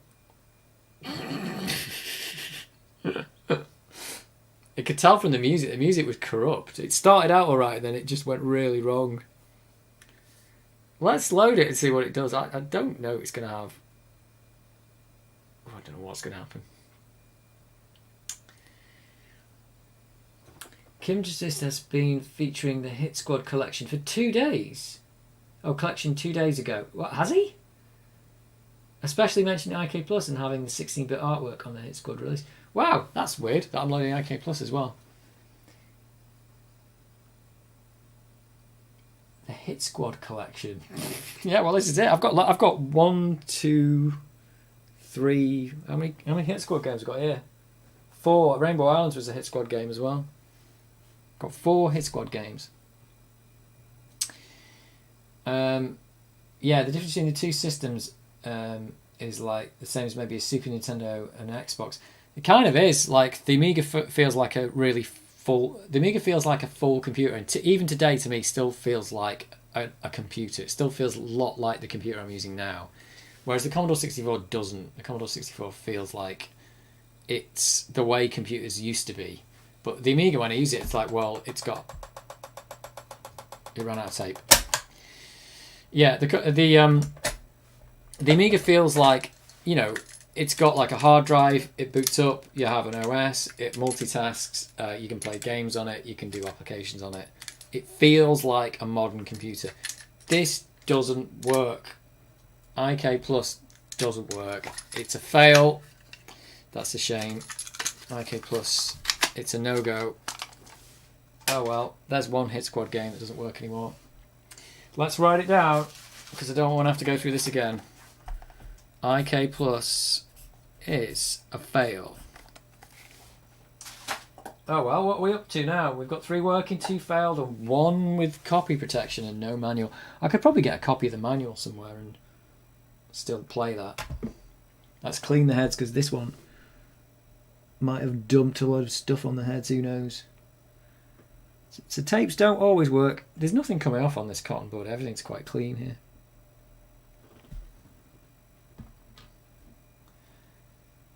But yeah, the Amiga just felt like this is the way computers were going to be. And even then, I don't think the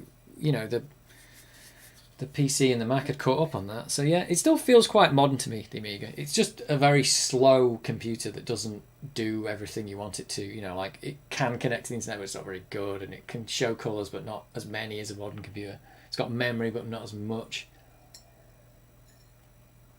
But that's not to say the Commodore 64 wasn't a really good computer, because it was, but it doesn't feel like it's the template for a modern computer. Not the way we do it. Right, what is next? What should we go for next? I don't know. I could try Ninja Spirit. I remember this game being super hard. Ninja Spirit. I forgot the manual for this in here and everything. Oh, look at this. What? What is this? Hang on. This is weird. This doesn't make any sense. I've got 2 cassettes in here. Ninja Warriors and Ninja Spirit. Why have I got a cassette called Ninja Warriors? What game is that? That doesn't make any sense. Well, now I'm confused. I could load Ninja Spirit or Ninja Warriors. What? Let's load Ninja Warriors, because I don't even know what this is. I've got Shadow Warriors, but that's not Ninja Warriors. Well, it's bafflingly confusing.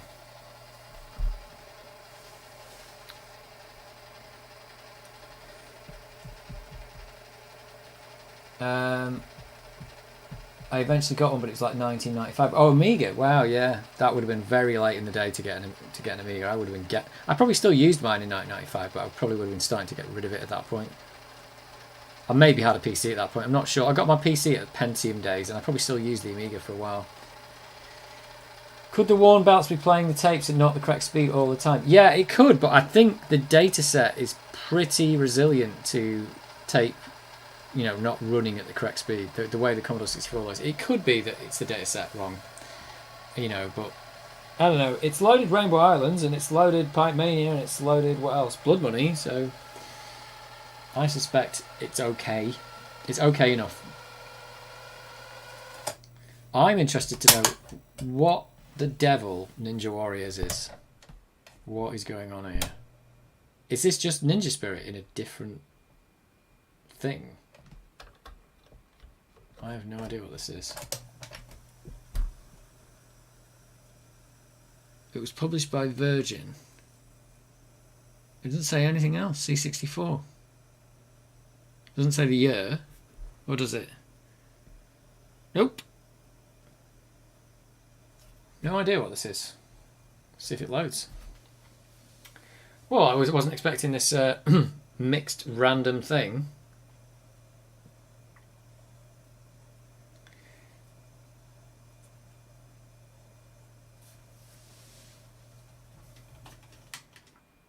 It is Ninja Warriors, so that's not Ninja Spirit.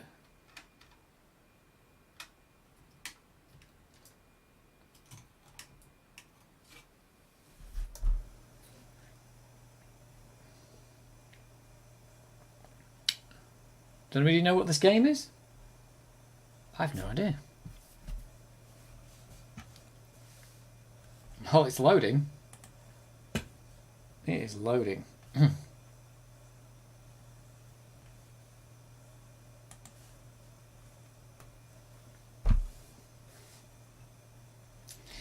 Might go grab a drink while this random game loads. If it starts doing something, then let me know when I get back. I'm going to go grab a drink. Because it's going to start getting... Well, it's not that hot in here at the moment because it's night time now, but is anybody having heat waves at the moment? Is anybody here in Europe having heat waves? We're about to have a heat wave.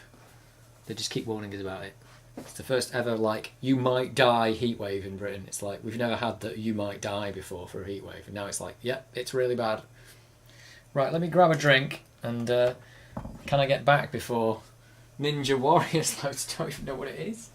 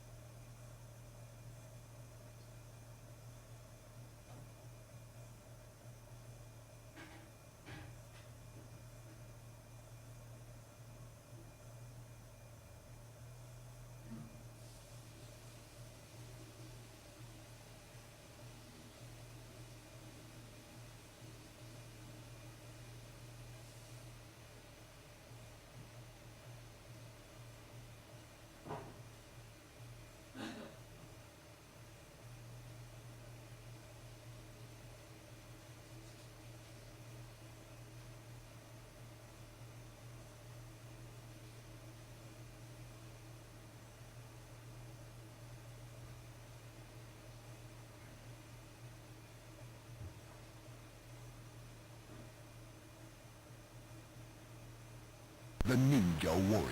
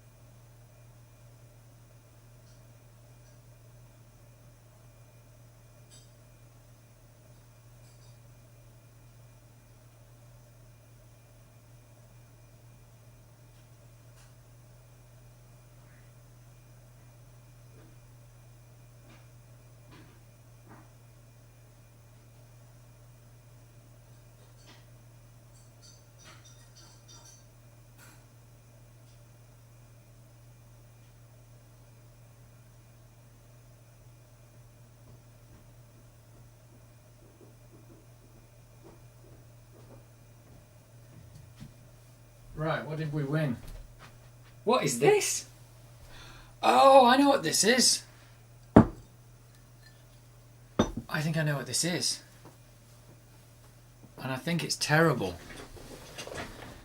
I know what this is.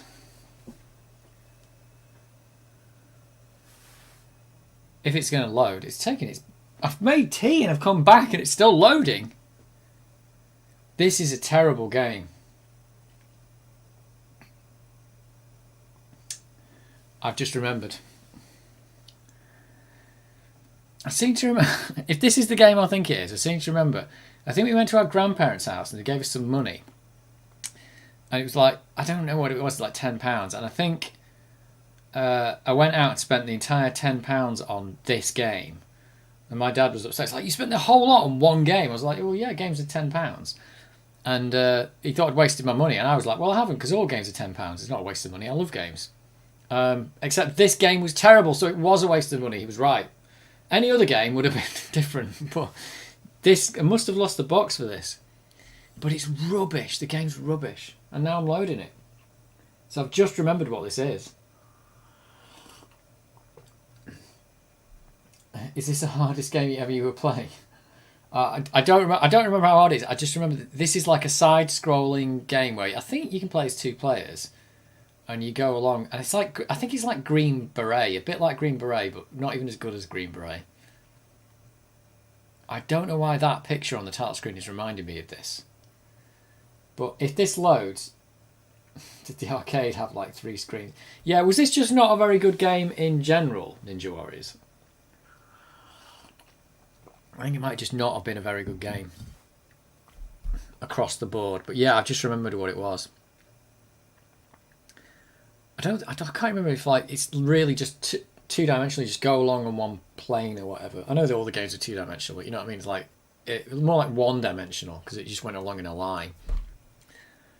Well, we're loading it now. It's not failed yet. It's got a lot of tape on it, which might indicate it's got a terrible tape loader. Maybe this will work, because it's got a really bad tape loader. But yeah, rubbish game. Cannon fodder. We wish. Yeah, Cannon fodder never came out on the 8-bit computers. In fact, did it? No, it never came out on the 8-bit computers. It was too complicated, wasn't it? I know it's one thing, though. I think I saw it the other day. Blood Money that we just played. That game only came out on the 16-bit platforms and the Commodore 64. It was the only 8-bit version of it. I don't think they did another 8-bit version of it for some reason. And I think that might be quite rare for a game to be ported to only a single 8-bit computer and none of the others. Don't know what the reason for that was. Yeah, Cannon fodder required a mouse. Yeah, it did. Yeah, that never went to the 8-bit computers. I don't think it did. I think it was 16-bit only. You could see that's where games were changing as well, that you were going to get better games on the, you know, if they were designed for 16-bit and didn't have to go back to 8-bit. Searching for level 1. Shall I zero the tape count just in case it wants me to go back there and doesn't tell me? Look at this. How long has it been? I've made tea and come back. This is bonkers. I think, yeah, Cannon fodder too difficult for the 8-bit. It would have been interesting to see an 8-bit version. Maybe there is an 8-bit version somewhere, but I don't know how that would work. You certainly couldn't get those little small sprites for the guys on 8-bit. I don't think you could. They'd be too big. They'd just be too big. Cannon fodder's a true Amiga game. It really is. Look at this though. It's got a little loading progress bar. That's nice. I couldn't believe I'd completely forgotten about this game. But I just remember it being rubbish. So it's because I don't have much memory of playing the game, because I think I played it once or twice and it was like, that's not very good. But there was a lot of that on the Commodore 64. And it was a full price game. It wasn't like a $2.99 game or anything. Ninja Warriors. Ninja Spirit's quite good. I remember playing that a bit. That's really hard as well. I have to open this window behind me because it's getting too warm in it. Unless it's like 21 degrees outside. Who knows? don't like opening this window though because there's a roof behind me here. And why do you get these cats that like to jump in through the window? Just crazy. Cats, they need to know their place. Cats, know your place.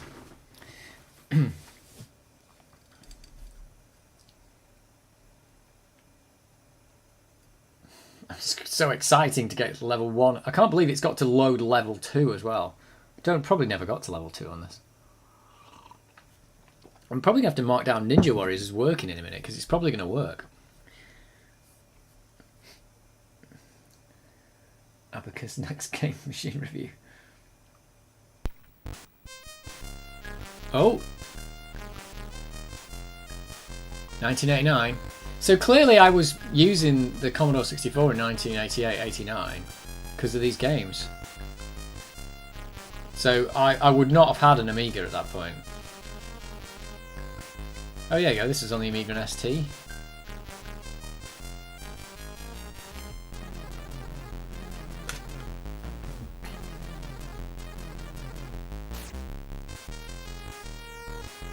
What do you think of the music? It's alright. I've just slagged the game off and now we're saying it's great. Oh, was that?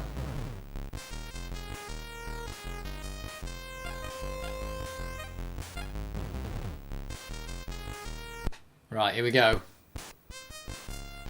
Yeah, this is it. Yeah, this is the game. Yeah, it's terrible. Do I have a limited... Oh, got a limited number of stars. It's totally like... Oh, you can jump, but it's basically two-dimensional. Or one-dimensional, I should say.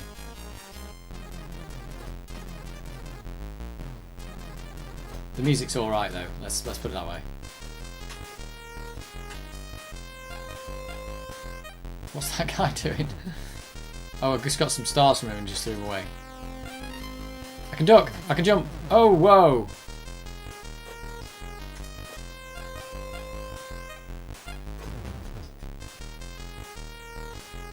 Yeah, it's a bit bland, this game. You just run away.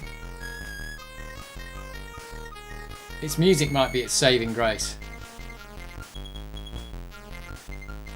Oh, I just got shot in the back. I think maybe, had I played it in the arcade and thought the arcade was alright and then got this, and it's just not.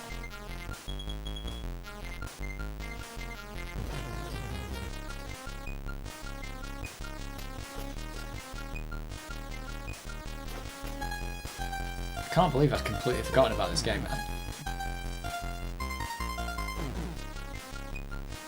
Did you get the idea? Like, this is like so repetitive. I think I'm just supposed to go right. I've already fought you before.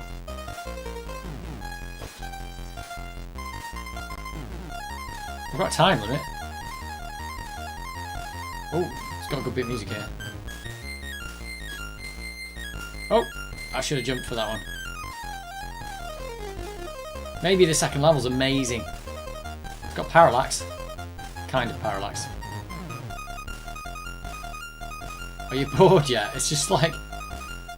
It just keeps going. There's no point going back for people because it just takes so long. Oh, I can jump forward really fast.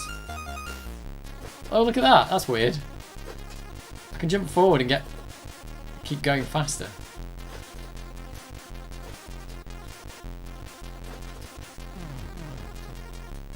I can't go any... I can go faster than the screen if I jump.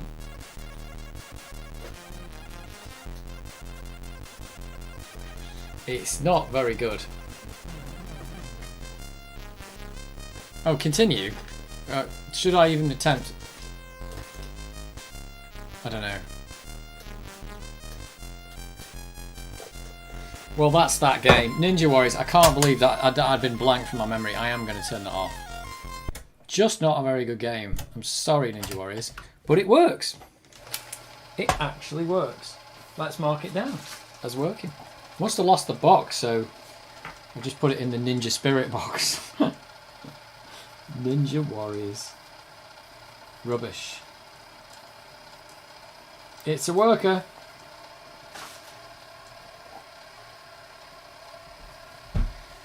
Are you a robot? Oh yeah, you are. In that game, you're a robot, aren't you? You're a robot ninja. You walk like a robot, so it does make sense. Yeah, you are a robot. Have you got memories of playing that then? Maybe in the arcade or something? I don't know.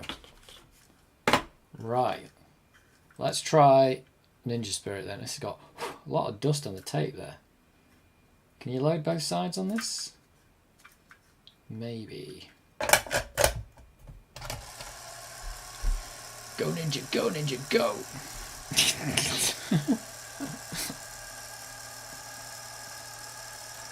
Right, we're off again with Ninja Spirit. This is a good game, but actually quite hard. And it was quite good in the arcade. It's just, I think the collision detection's really dodgy in it though. Which was a case in a lot of games on the C64 and the Amiga sometimes. It's like the game's good, but it's just implemented badly. But yeah, this one's alright. This one you can jump and everything and you get all different weapons and things like that. But it's super hard. The arcade screens were mirrored. Oh, so was it one of those things where it was like multiple screens or something, you mean? Oh, yes. Sorry, I know what you mean. Did the arcade have 3 screens? Yes, that's what I know what you're talking about now. I thought you meant 3 screens like it scrolled 3 times. You mean it had 3 screens? It was like super widescreen. Yes, I think you're right. Yes. So that was probably the, like its gimmick, wasn't it? It just had that gimmick that it was this super wide play field. Yeah, I know what you mean now. Yeah, I've completely forgotten about all this. It's all coming back. I might have played it once somewhere in an arcade.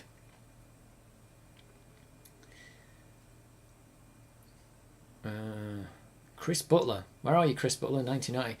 Yeah, so I must have been using the Commodore 64 in 1990. But I might have had an Amiga at the time as well.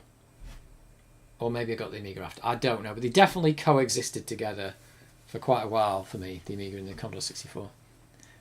And then eventually it was just the Amiga. Ooh, it's got the music.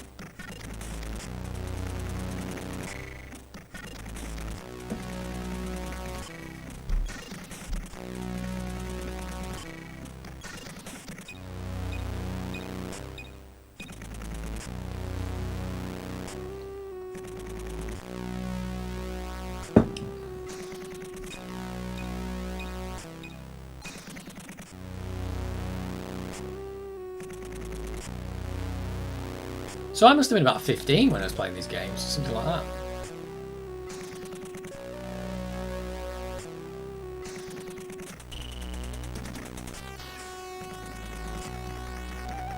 Sounds good, the music on the SID.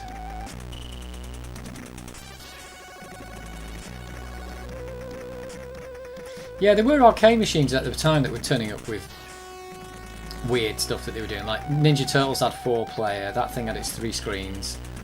Afterburner had its like rotating cabinet, and even the ones with the big stick on it and stuff like that. So people were starting to put more, as much gimmicky stuff in as they could get. But 3 screens, I don't know about that.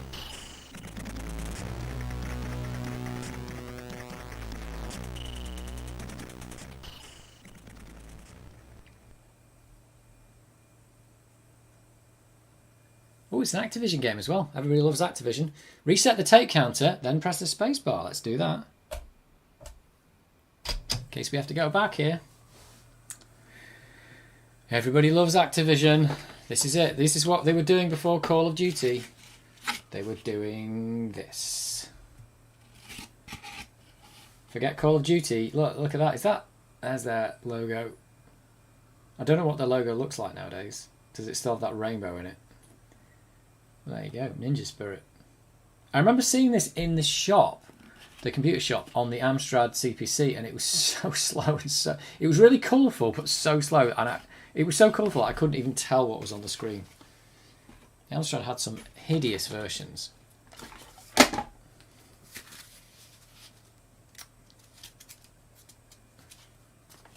Oh, it's even got instructions. You are the spirit of the white wolf, Tsukikage, or something like that, and have taken the form of a ninja. to battle the evil one. Fight ninja swordsmen, samurais, giant ninjas, mystical kitemen, wolves and musketeers. I don't think I got very far in this game because it was too hard. What do I do if I have loading difficulties? We are seeking to improve the quality of our product range. Yeah. Little did you know, Activision, that you were going to improve it. Shows a lot of these companies have been around. This is probably about the time they got going, a lot of these companies, like Ubisoft and Activision and stuff like that. And they're still with us now. Just making bigger and better games. Bigger and better.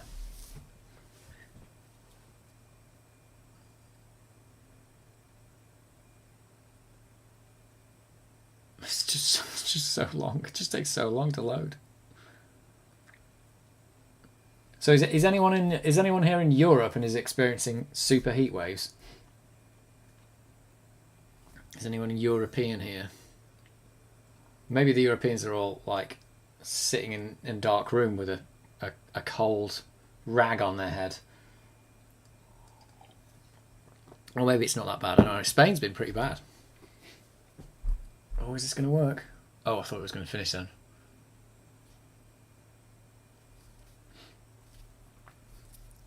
And I wonder how much extra time it took to put the loading music in. Because if you had to have loading music, you have to load the loading music and then later on unload it. So it would have made the loading take longer, but, you know, worth it.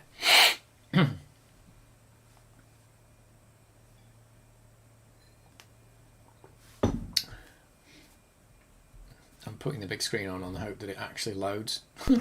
Yeah, it loaded! Oh yeah, so look at this. Multiple weapons. Not like Ninja Warriors. That was garbage. Oh, that text on the high score is virtually unreadable. Right, I remember this as super hard. Oh, look, little intro. Yeah, there we go. Whee! I don't know how to change weapon. Spacebar? Oh yeah. Let's change to that. Why would I want to not use these? Oh, you can fire down. Oh, that guy stabs you. I've just remembered. Right, here we go. Oh, get an extra ninja. Oh, no. Sorry, I'm trying to fire diagonally down and it doesn't seem to be happening. Can I even do that? I can do that. I think you've got to get really, like, pro at this game. You've got pro... There you go. That's what I wanted to do there. It's all coming back. Oh, Jesus, yo! Whoa, what happened there? I got extra shurikens. This game is a bit twitchy because it's just like you get shot, you're dead. Oh, what? And they're coming out of the ground now.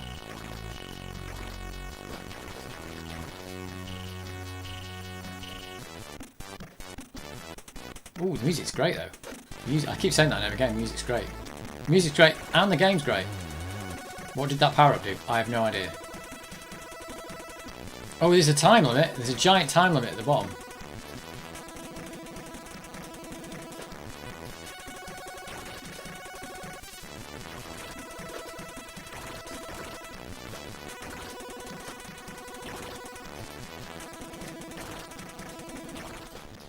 Oh.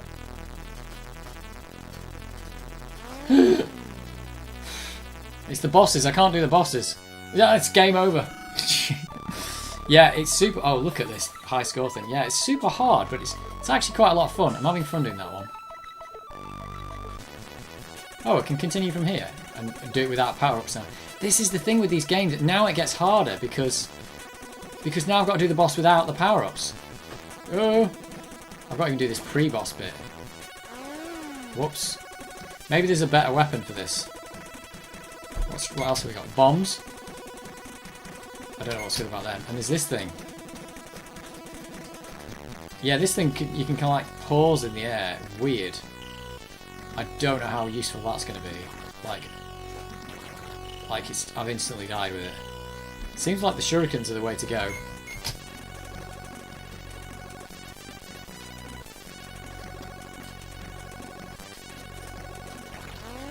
Whoa.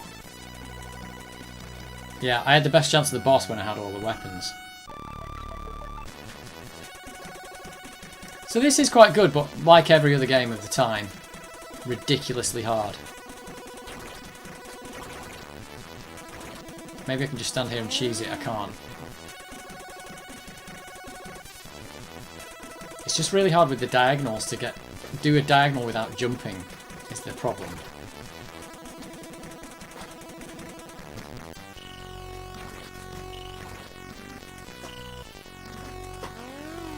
It's so hard.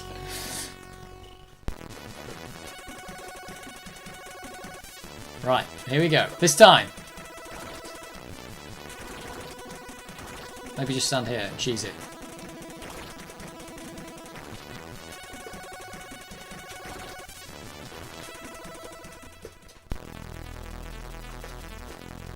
Oh god, it's just going to be too hard. It's trying to fire upwards without jumping. I think it's because you've only got one button on these things. It just makes the controls nasty. I imagine that in the arcade would have had 2 buttons. But this is like, I think... Oh, wait a minute, can I hold the button to fire? Maybe that's what I didn't know before. I can hold the button to fire. Whoops, except then I was holding it and shouldn't have been. Oh, we got there though.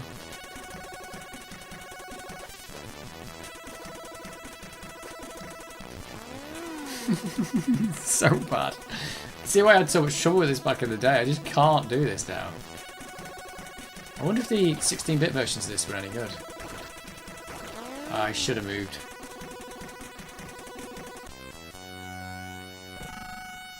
So these kind of games would take you ages to master. Oh god, how many times can you continue?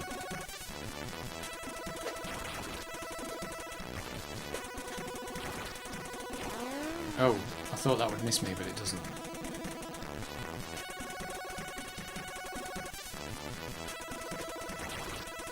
So you'd be better off going back to the start of the game. I keep thinking it's going to go over my head. I don't know why, but it totally doesn't. I think, if I remember rightly, is the next level got better music. I say better. This is pretty good music, but even better music.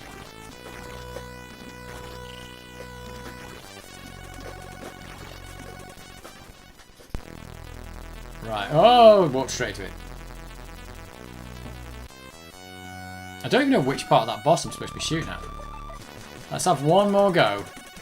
Let's see if I can do it. Because I think I'm getting better at this bit now.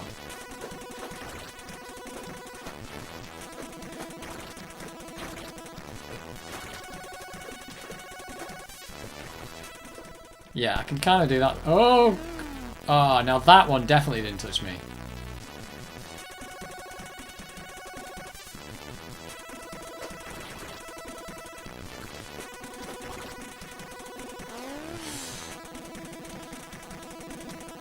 Why do I wish that that one is always going to go over my head and it doesn't? Whoa, whoa, whoa, whoa!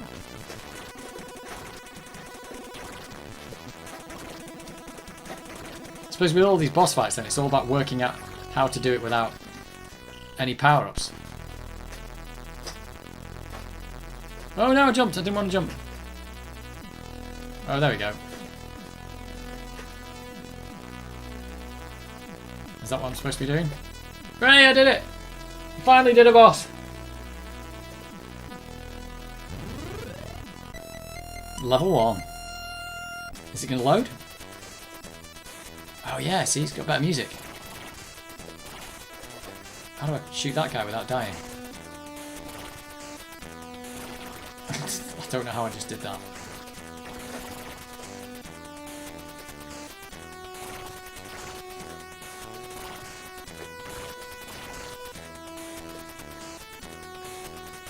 So this game's quite decent. Whoa, dogs! Flying dogs! Okay, there we go.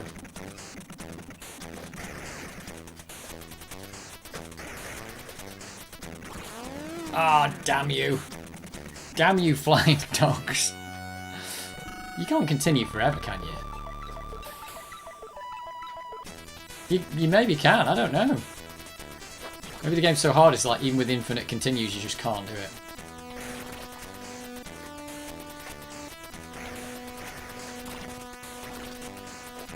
These flying dogs are quite bad.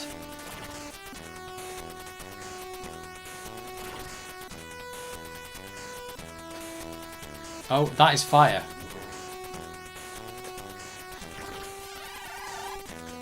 I've got a second ninja. Oh, this fire is not going to stop. This is like... Will it ever stop? Oh, it will if I shoot it.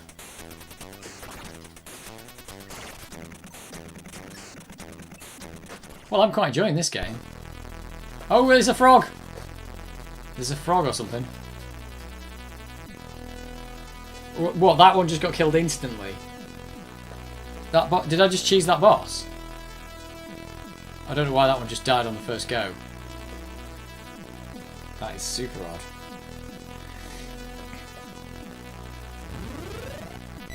Well, I've got past level 2. This is way further than I expected. Oh, it's loading. It's loading. I've actually got to a second loading section. This is the worst now. This is the worst part about Takedown, remember now, because you get to the next section, it loads something.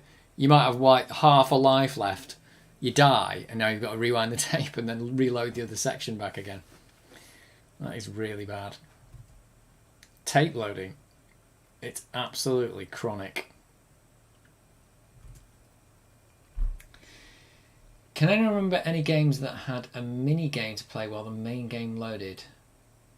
Been trying to think for a while now.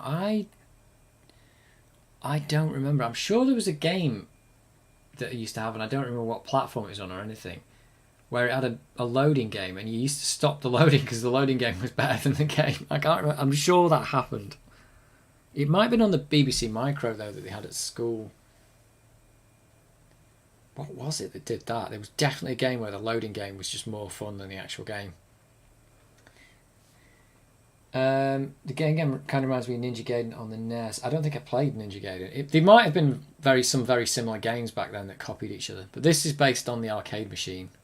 So the arcade machine, which I think I did play, was actually pretty good, but so hard it would just suck all the money out of you. So, I mean, this is another weird thing about old games as well, isn't it? That first boss that I fought on the first level, I mean, in reality, that's what they wanted it to look like, I think. I think that's the first boss, maybe. Is that the first boss? Maybe not. Maybe that's not the first boss. But that's what they want you to look like, and that's what they want the boss to look like. And that's not what it looks like. So, there you go. And it's got his little, it's even got his little fake, half-invisible ninja there that's following around, that you get one of the power-ups for that. So that's really what people wanted games to look like this, and it's just not how they looked. And now they look way better than that. Way better. I think you were thinking that the same thing that we used to stop the tape, but can't remember what game it was from. Yeah, I'm sure I did that. Ninja Spirit, what a game! Yeah, it is a good game actually. I've just cleared level 2. I don't even know how I've managed it, but somehow I've done it. After not being able to get past the first world of Rainbow Islands, which I just don't know. Yeah, this game's been absurdly hard since the start. But it was one of these... It's the thing about a lot of these arcade conversions, which is something you don't get anymore. You don't get an arcade conversion anymore. Arcade games were designed to suck... Most of them were designed to suck money out of you. So when you got those ported across to home computer, they were designed to suck money out of you, but instead they were designed to suck the life out of you because they just were really hard, because they were based on a really hard game. Whoa! I'm in! Oh yeah, I definitely got this far back in the day. I don't think I ever got this far if I played it on the arcade. But look how fast... Oh! No. That's not happening. Do these guys just keep coming or what? Oh my god. You've got to start shooting straight away or they're going to murder you. Nope! Oh, I love the way it's like no frames of animation for that. He's just like, it just goes from that to you're dead. Am I supposed to be jumping over these guys? Because there's too many of them, I think. Look at that. It's like fighting a boss at every step of the way. Yeah, there's another one. There's another one. Yeah, come on, here's another one. This is silly. Don't do your sword because it's a single frame death. No, no! Oh, he nearly did me then. This is just stupid. They didn't think this through, did they? Am I supposed to be jumping over him, do you think? Oh, maybe I'm supposed to be... Oh, no! Jumping over him.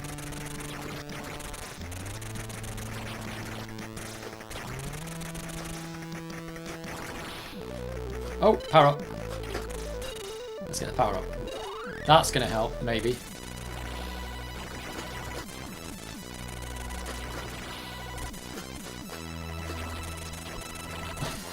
God. They just keep coming. It's infinite baddies. Right, this is going to sort them out. Let's get another. Oh, I jumped right into him. That is just stupid. It is great music, but what a stupid game. Rewind and take. Yeah, this is it. I got one try at it basically. Rewind the tape to 0 and then go back and play again, which I'm not going to do. But there you go. Ninja Spirit works. Put it on the list. It works. Along with Ninja Warriors, which is a terrible game. Yeah, I've got quite a lot of successes today. Way more success than I thought. Way more success.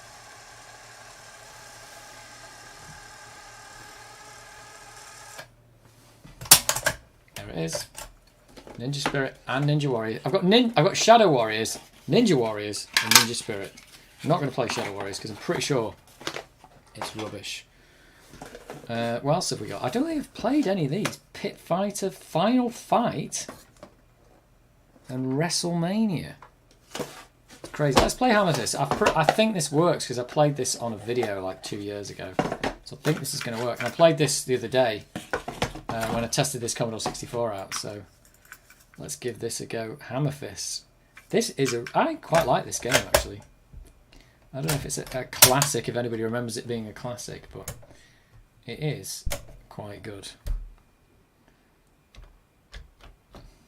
Hey, the C128 added a reset button, so there you go. That's one good thing about the C128. No reset on the C64. Which is a bit of an oversight, but they was trying to pinch every penny. Or they just thought they didn't need one.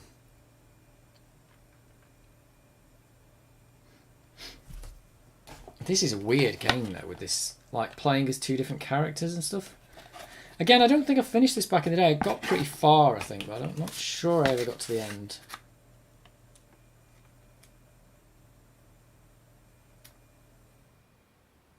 Hammer Fist. 1990 again. All these games are around the 1990 era. So like well into the Amiga years. And I think all these games probably came out on the Amiga as well.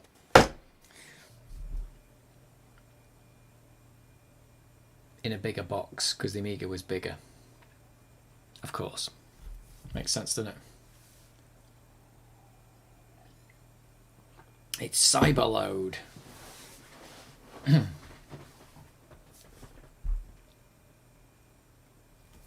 So yeah, a surprising number of tapes still work. And a couple don't. So it's all good. Oh yeah, Time Machine, the same player of the game, Time Machine, that was a good game. Yeah, the music in Hammer Fist is really good. Here it is. I think this music just loads here, just stays for the whole game, does it? Yeah, look out for the forthcoming product, Time Machine. That is a really good game, from what I remember. Having to go like forwards and backwards in time and influence things. Which is what you do in... If you've ever played the Ron Gilbert game, The Cave, you do that in the Ron Gilbert game, The Cave. It's very much like that. One of the levels that you do, you have to go forwards and backwards in time, I think. And influence things in different eras. But that had been done before in Time Machine. Sorry you're late to the show, hope you're all well. Yes, I'm well. Is everybody else well? Bones and Runcorn. Oh look, you even got graphics on the loading screen, that's great.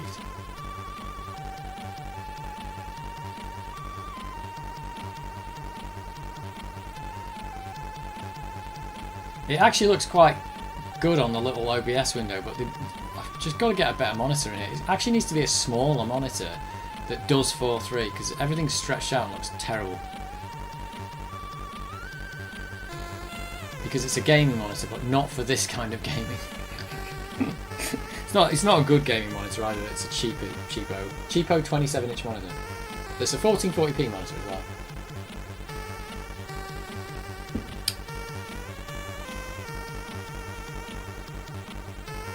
Is everyone stocking up on lemonade for the heatwave? Stock up on lemonade.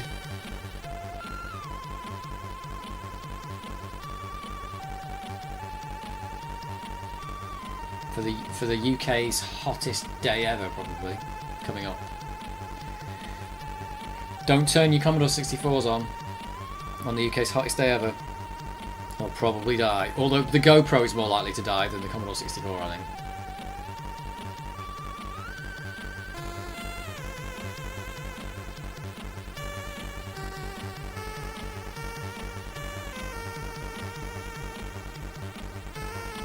You're out of lemonade? What? Go get some lemonade. Oh, are you having a heatwave though? If you're not having a heatwave, don't get the lemonade. Well, get lemonade if you want lemonade. You don't have to get lemonade. If you're having a heatwave, you need lemonade. I'm interested to see what's going to happen, right? Because we're in the UK where, right, what happens is, in the UK, people think that when there's a sunny day, there's never ever going to be another one ever again because it rains all the time. So when the sun comes out, everybody goes bananas. They all just run outside. They start drinking and everything like that. You know, nobody's wearing suntan lotion. Everybody's got the shirts off. And it's like it's the last sunny day on Earth and they're never going to see another one. So they do that, right? Because they're stupid. Not everybody does that, but a lot of people do that. But I'm interested to see what's going to happen now because we're going to have a heat wave and we've never had days this hot before, where it's literally dangerously hot, like you might die hot. And I'm wondering if people are now still going to do the same thing because they're so stupid, or if this time maybe they'll think, oh, do you know what? No, maybe I shouldn't do that because I might die, even though they might have died before. You know, people end up with heat stroke or whatever. So I'll be interested to see if all the lunatics just run outside, going, yeah, it's sunny, it's going to rain tomorrow probably. So quickly. the guy on the left looks like Kelsey Grant. You mean the guy on the right? Oh, is the picture backwards? He does. Oh yeah, you said the right. You have iced tea. Is iced tea good for heat waves? I've got I'm drinking actual tea here. It's not been that hot here today. I was not going to do a live stream today because I thought it was going to be too hot. And it's not actually that hot today. It's quite kind of normal, really.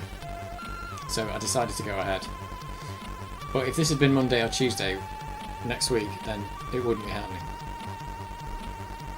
Because that's another thing about this country. Nobody has aircon. Nobody has it. Because you need it for like 1 week of the year and then you never need it again. But you never know, if things carry on the way they're going, people might start installing aircon, rich people.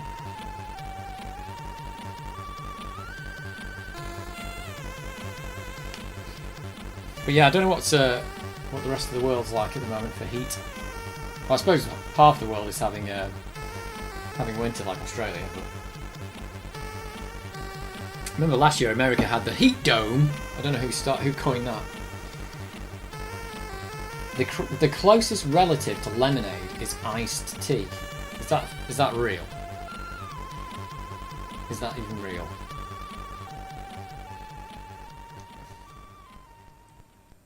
I'm not sure. I think you're making this up now. I think that's all completely made up. I'm pretty sure this game's going to load though, because it's loaded before, a couple of years ago. Have I got the camera all wonky, by the way? Or has that happened? Is the camera wonky? Let's go. Hey! That's. Oh, this GoPro's so hot in my hand. It's not because of the heat in the room. Yeah, I can feel it. Oh dear. Oh no, and I've just touched it and the screen's come on. Now it's going to get even hotter. Oh well. Sorry, GoPro. I just heard somebody shout, oh my god, somewhere. Hey, look at that, it works! 1990, yeah. So I'm a bit confused about when I got my first Amiga and when because like I said, I ran the Amiga and the C64 together.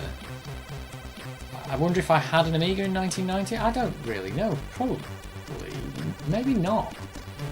Maybe I got I don't know. Maybe about this time. But there aren't many games for the 64. After 1990, they all start to disappear. GoPro repair video. I do not want to repair a GoPro. Have you seen like this? I bet it's all just jam packed in there. Like, I think I saw somebody open one. I was like, I'm not opening one of those. Like, there's repairs and then there's the GoPro. It's like the Commodore 64's got loads of room in it. You can work in there. The GoPro's like, no, there's not a millimeter of cubic millimeter of space left in there. Most of it's battery anyway. Hey, here we go. Right, so if you've not played this before, the premise is you start. It's just like you have to get through each screen, and you can play as two characters by how do you switch? You press up and you change character. This guy can fire laser. He's Hammer Fist. The game's named after him. He can fire lasers and he's got like a hammer fist. And the girl, she can't do that, but she can do these somersaults, which is what you're going to need to get through certain rooms. And she can like punch like that as well, which is quite good. So there you go. And they look really cool. The sprites are really good. So you just have to destroy enough things on each screen to breach the security for the room, and then you can go to the next room. But you can keep fighting in there. So I've already done enough on this one. Each character has their own health level as well. You're only dead when both characters' health goes down.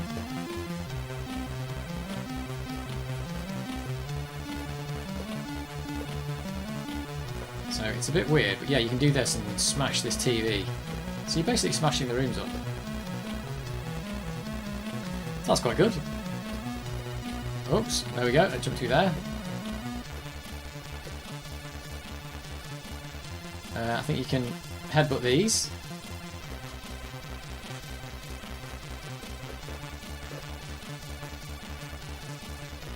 And the guy shoots lasers, but there you go, you have to collect more lasers, so you don't get an infinite amount. I think I do need to collect more for the next room. Did this load quite quick, or was it just talking all the way through it? Don't remember. There we go, I think I'll punch those and if you look in the top left, I've got 16 laser bullets. So I probably need to get a few more for the next screen.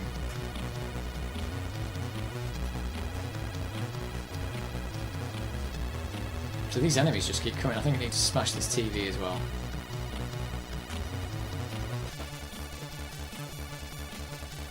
So this is a bit where you've got to use the girl to get up there. There we go. So he can't get up here at all. And there you go. It says security system breached at the top. And now I can move on to the next room. And in this case, whoops, the next room is through that door below. You can take quite a lot of hits, but it can all go really wrong.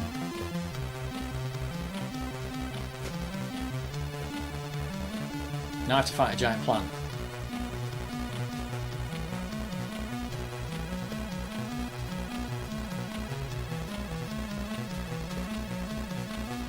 I just remember this game having a really weird... It's got like a really weird atmosphere to it. Like it's set in the future or something. And it does feel like you are in this weird world. It's like an undersea thing going on. I think the actual story for the game is that you know, there is some kind of infestation or something, and they send these holograms in to fix everything. You are expendable, basically. Which totally fits in with video games. Like, you're just expendable. So you're going to die, basically.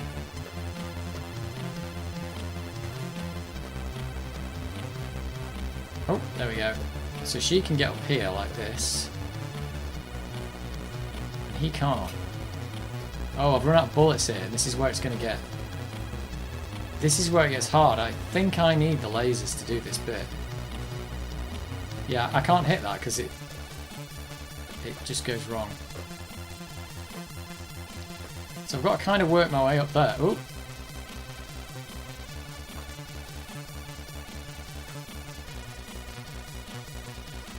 I don't know what to do. I can smash this TV. I need to get more lasers. So this might be where you have to backtrack. I have to headbutt the door to open it. I think I've got to backtrack here, maybe. Because I think in here... it's the only room where I can get the lasers. Maybe not. I need something that'll drop the lasers. These guys won't do it. Nope. What about those guys up there? Will they do it? Oops. That's gone wrong. Oh! Fallen off the ledge. He doesn't drop lasers. I need it to drop like the yellow L. Do one of these guys do it? Ah, he does it. So I'm just going to have to kill things up here until I've got enough lasers to defeat that beast. Oh, the game's in the tiny corner. I didn't see that. I'm sorry. I am so sorry.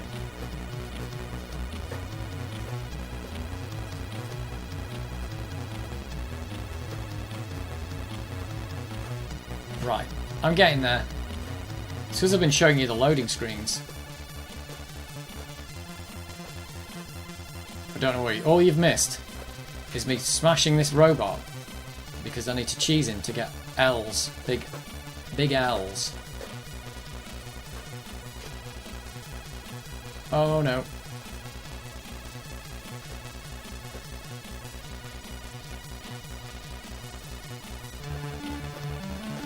I'm probably going to end up playing this game for quite a bit now. Right, I've got 54 lasers. Is that going to be enough?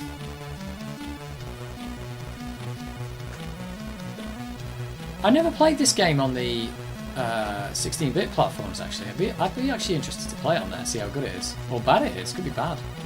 Right, 72 bullets. Is that going to be enough? Let's go fight the plant again.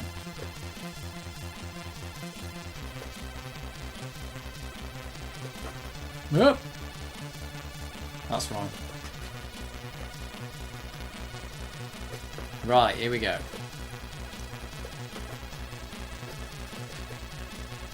Alright. I'm doing it. I'm doing it. This is why I needed them. I couldn't... Oh, come on. Stop it. You've got to bounce these lasers up there. Now, she's got to do the... Oh, there we go. She can get up there. He can't. And then you can turn back into him. So it's a bit weird. She can get up to certain places. But once you're up there, you can turn back into the guy. So the guy can get to the places as well. So he kind of gets all the abilities that she gets. There we go. System breached. Oh, I've been knocked off. No. This is where you can get really done in. You can get... Yeah, look, I nearly died there.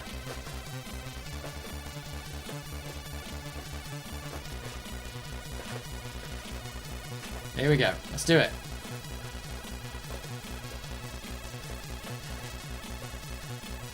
Oh, she doesn't want to go up there. Come on, you can do it. There we go. And I think these refill my health. Yeah, look at that. Refills your health. You kind of like put your head in a light switch. I mean, if I'm a hologram, I am made of light, so why not? Right, let's go.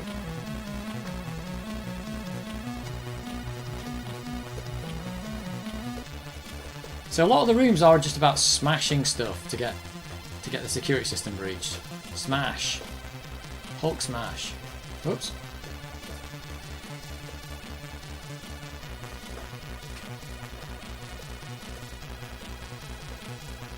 Hulk smash. Smash that. Smash this. And I think this one's a weird one because I've played this before and I was like, how do you get the security system breached? And I think you just have to bash this door here. Oh, it says active. Maybe you have to deactivate it and then bash the door. But I think the answer to that is you've just got to kill people until it says it's deactivated, which is a weird thing. I wonder if this game reviewed well. It's probably written on the box, is it? I don't know.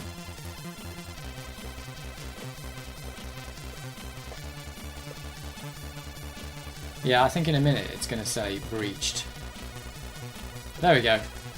That's confusing on the screen. It's just punch people till it's done.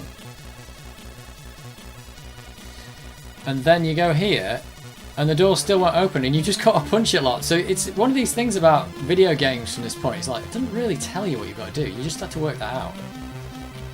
I've just got to punch this door a lot. How many times? You'll have to count. I don't know.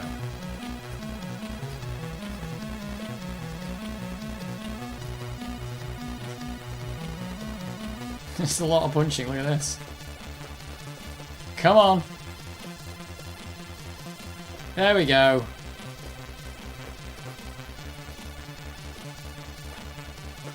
Right. We can bash this light. Oh no!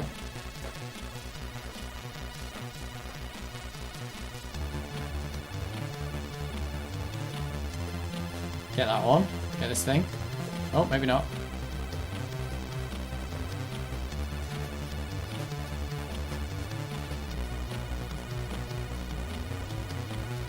Oh god! They're having me. Right, how many things do I have to kill to get this working? There we go, breached. Do I have to bash the door again? No, it's fine this time. Oh, that thing just took all my health.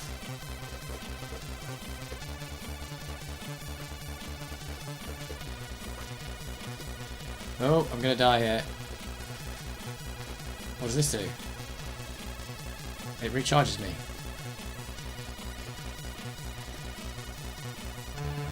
I don't know why they're dropping skulls. Is that because I'm nearly dead or something? Or just because they drop skulls? They just drop skulls.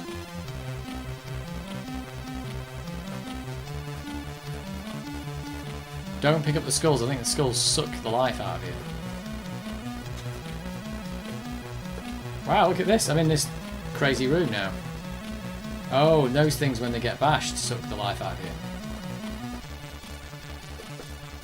So that's not good. Oh yeah, and you the guy, oh no, the guy goes up and the girl goes down. That's how it works.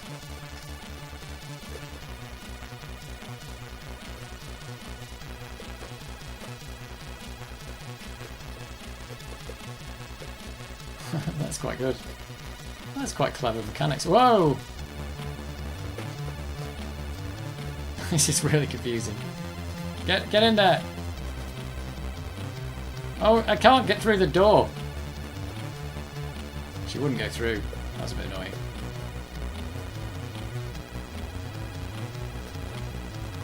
I'm gonna die in this room, maybe. Yeah, I think you can die in this room quite easily.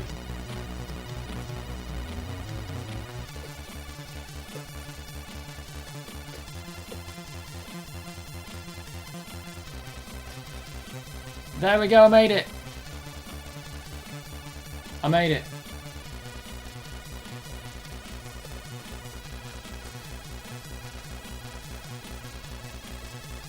And I've run out of lasers. Oh, I've got some lasers.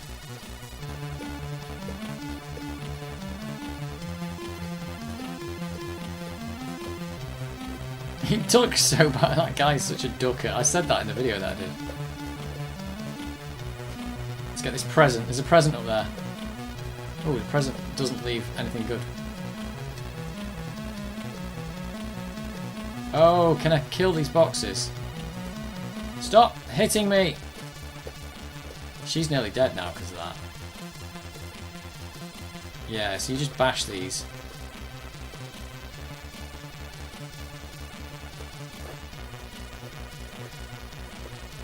Well, I'm playing this game a lot.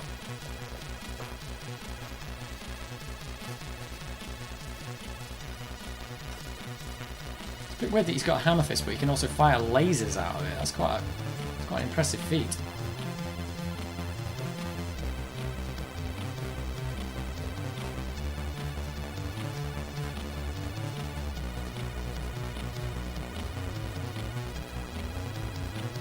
I think I've been in this room before, but from a different room. I don't think. Oh, jeez. Oh my god! Stop punching me!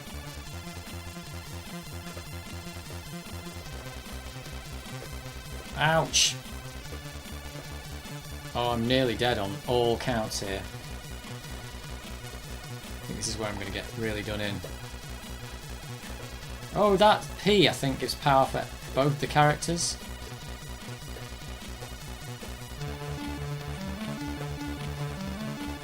I think this is the bit where they knew you were going to get... Oh, no, look! See, I'm going to get done in here. Yeah, I got, like, bounced between guys. Well, Hammer Fist works. That is really good. That is doing really well.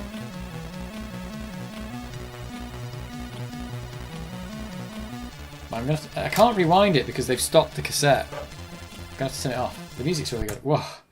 Woo. Right, let's mark it down. So I think I'll do one more game, then I'll quit. But Hammer Fist works, but I think that is something that I need. There's so many of these tapes are working. I am so unbelievably impressed. I'm also so hot. One more tape.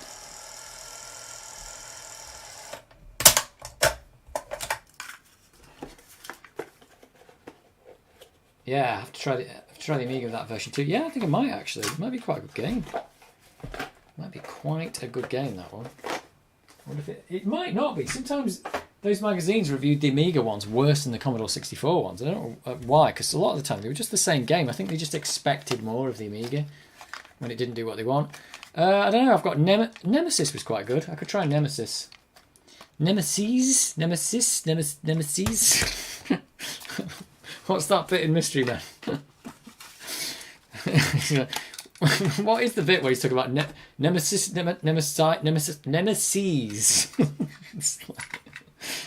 Oh dear, Nemesises. Oh, if you haven't seen Mystery Man, you have no idea what I'm talking about. Let me clean the heads again because it's easy to do. Nemesis?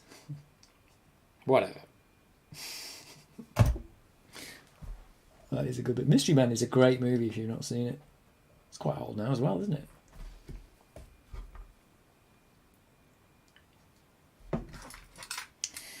Right, this has got not a lot of tape on it, so this might be good. Right, here we go.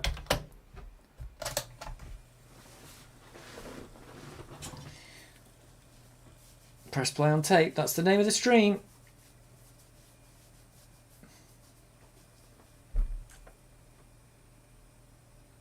I think this might work. Have I loaded this one before? I might have done.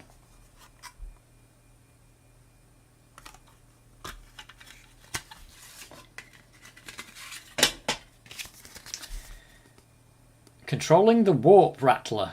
Yeah, right. Nemesis.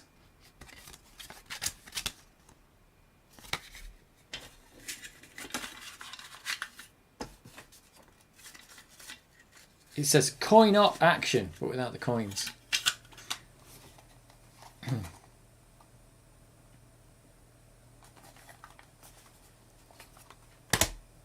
Oh, it looks a lot like the... Looks a lot like the loader from the other game, doesn't it? Is this did the Hit Squad put their own tape loaders on or something? Oh no, that wasn't a Hit Squad game before, was it?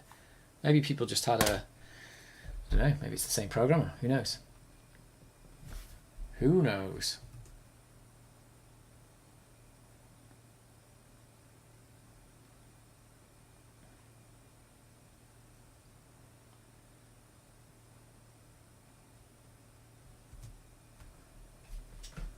No loading music?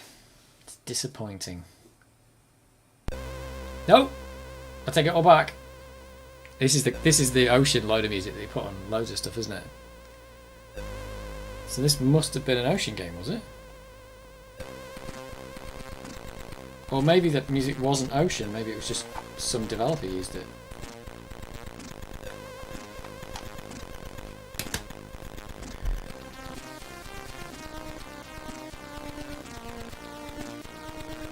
Yay, look at that. Oh, do you know what? I have a vague memory of trying this about 6 months ago and it didn't load. So I'll be interested to see if it does now because Rainbow Islands didn't load and that does work on this Commodore 64.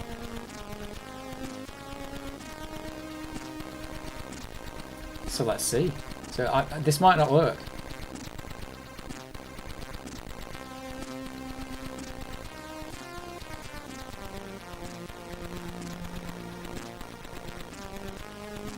I've kind of because I've been used to listening to the Amiga, the SID sounds so weird to me now, but it's still really good. It's completely different. It's got all these like crazy synth noise. It's amazing that a computer from '82 could make all this kind of sound. It's brilliant. I think that was one of the things that attracted me to the Commodore 64. Just the sound was brilliant.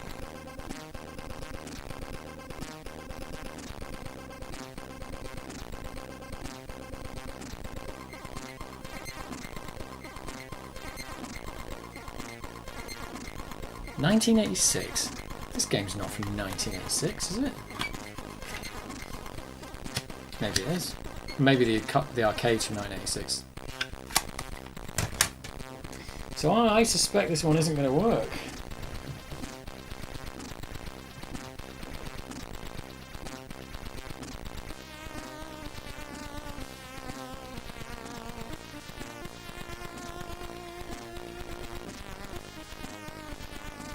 It's got a very green spaceship.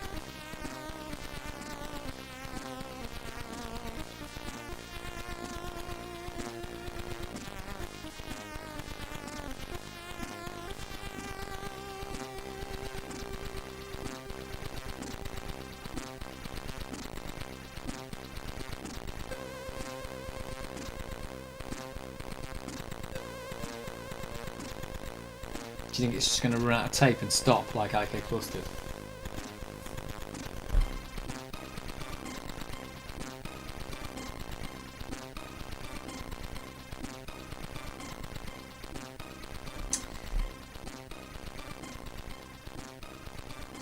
Oh, I didn't read that before. I got USB fan to cool devices that do not come with proper cooling. That's a lot of devices.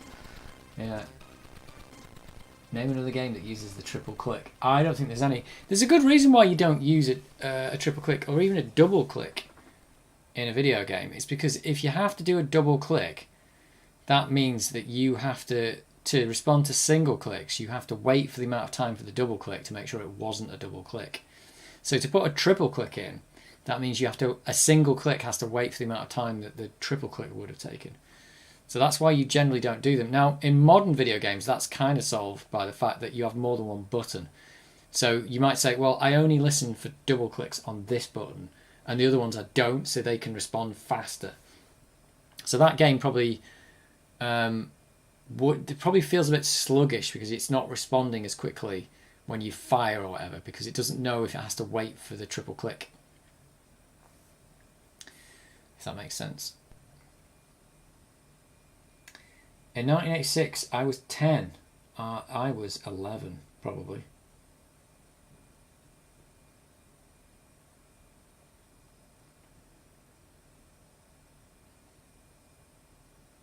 But I don't know if this version of the game can't be from 1986. It's got to be later. This must be the arcade Nemesis was from 1986. I think. Let's see if it's got anything written in here. Oh, do you know what? This is one of the games that didn't load before, and now it's loading. I think that other Commodore 64 I've got has got something wrong with the tape loading circuitry or something.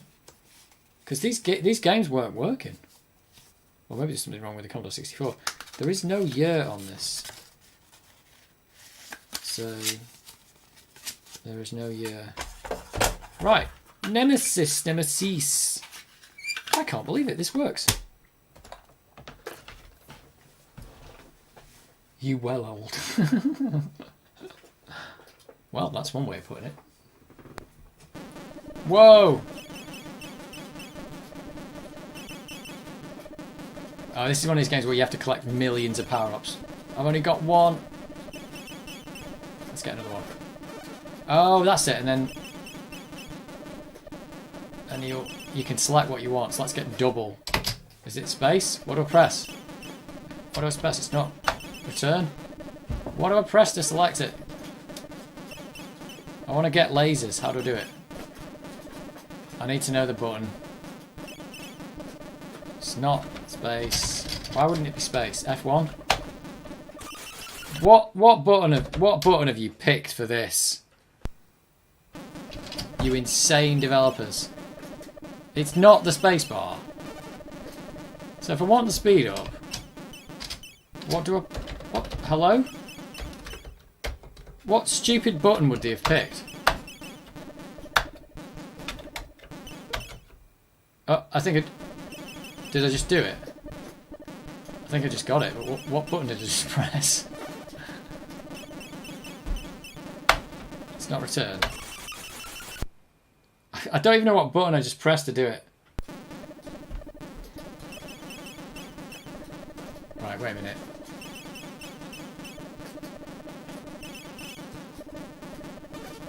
What did I press?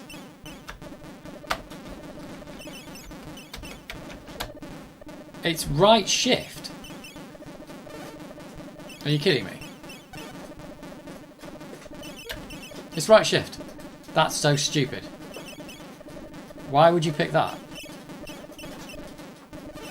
Why have you not? Is it because there's a second player on the keys or something? Right shift. Some developers were insane. Oh, that was some kind of smart bomb. This sound effect's probably going to get on your nerves because wow. I don't really remember playing this very much.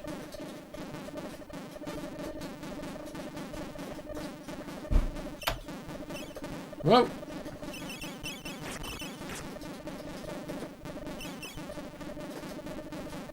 You're so slow at the start. Double! Oh yeah, there we go.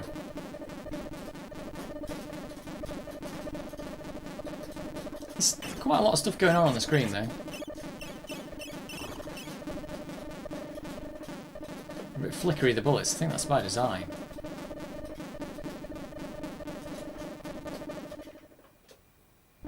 Nothing much happening there. There's a power-up. You can see where they're overusing the sprites, and they're having to disappear because they've multiplexed too far.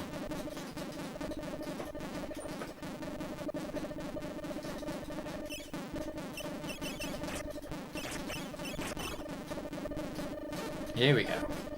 Can't get any of those. I can get the laser, get another power-up.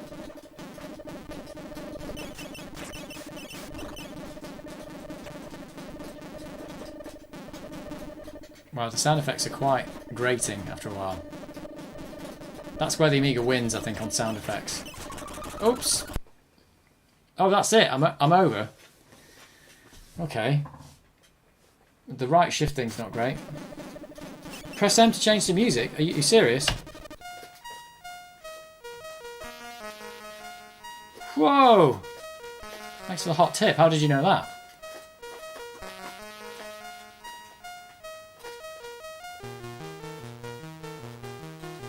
Yeah, that's better. The music's better.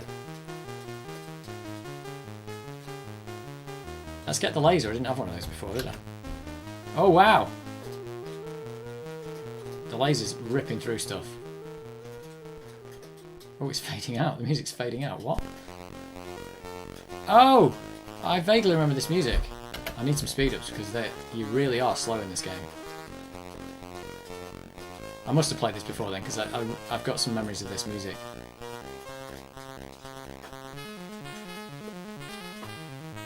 Oh, should have done that.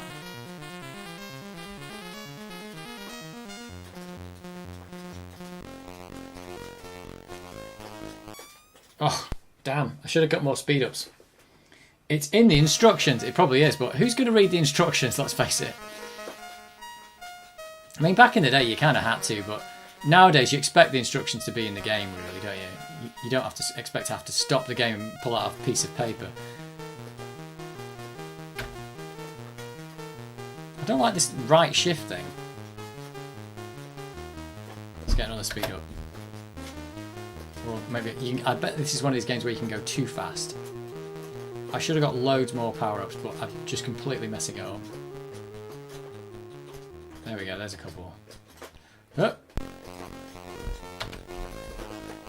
It's having to stop to do the right shift.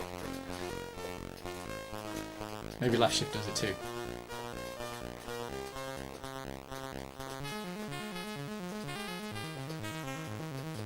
Oh. This game's alright though.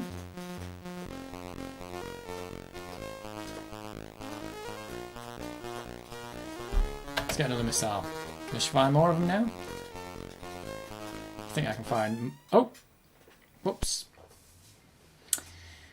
Whoops! Oh, you don't get very far here. Oh, getting to the top of the screen without the speed ups is just so hard.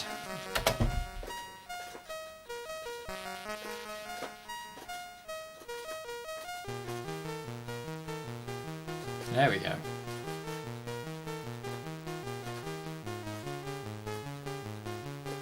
Oh, I just missed one, so you don't get the power up. Oh god, that goes up there like that. What's that all about? Oh, I've just crashed into the first bullet I saw. Well. Now you have a laser. Right, let's try that again. But boy, this is hard at the start with this, like, you're just so slow here. Got to get that speed up quick. I think if you can line yourself up with that power up straight away. I don't know which is the best power up to get. I think missile's quite good, but at the start I probably need something else. Laser's alright, but let's get multi. What's that? Oh, an extra shot thing. That's what we want. Salamander did that as well.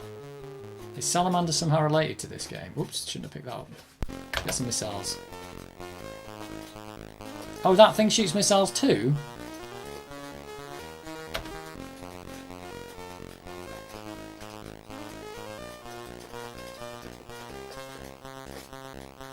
I wonder if Salamander is somehow related to this.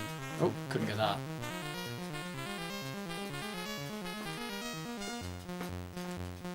Again, these are these games where you've got to get powered up and then never die. Because, oh my god. What was the game that used to say the names of them? Was it this in the arcade or something?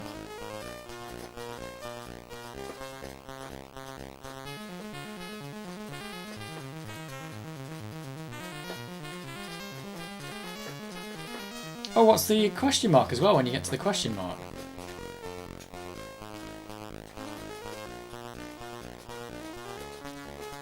So much to know. You really can't take your eye off the screen for even a second.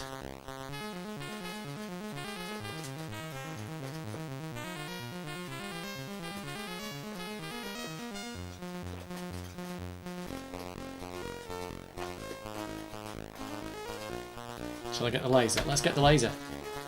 Yeah, lasers.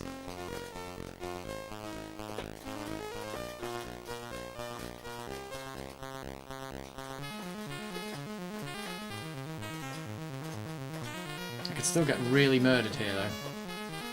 Yep, that's exactly what I did. Oh, that's further than I ever got before. Mystery pickup. Yeah, until you get speed ups, the game is pretty tough. Oh, that is true. I was reading the chat there and got instantly done in. Oh, now there's no music. Look at this now. This is crazy. It started me here and I can barely move. Come on, give me the speed up quick. I'm going to have to get some power-ups because as well, that's just crazy. Still chugging with one speed up. Where's the music gone? What's happened? Oh, it's put me at like the tough... There's no way I could get past though. It's put me at the toughest part of the game. I'm going to have to get more than one speed up because that's terrible. What's happened? Sound's gone. I've just pressed M again.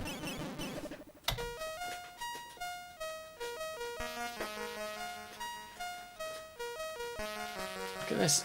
Come on.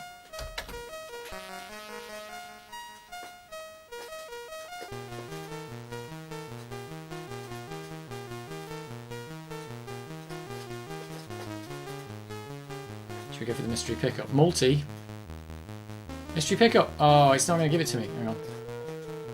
Oh, I missed it. I missed that one as well. I want the mystery. There we go. Let's get the mystery now. Mystery. Oh. What the hell is this? What does it do? Is it a shield or something? I don't know what's good about that.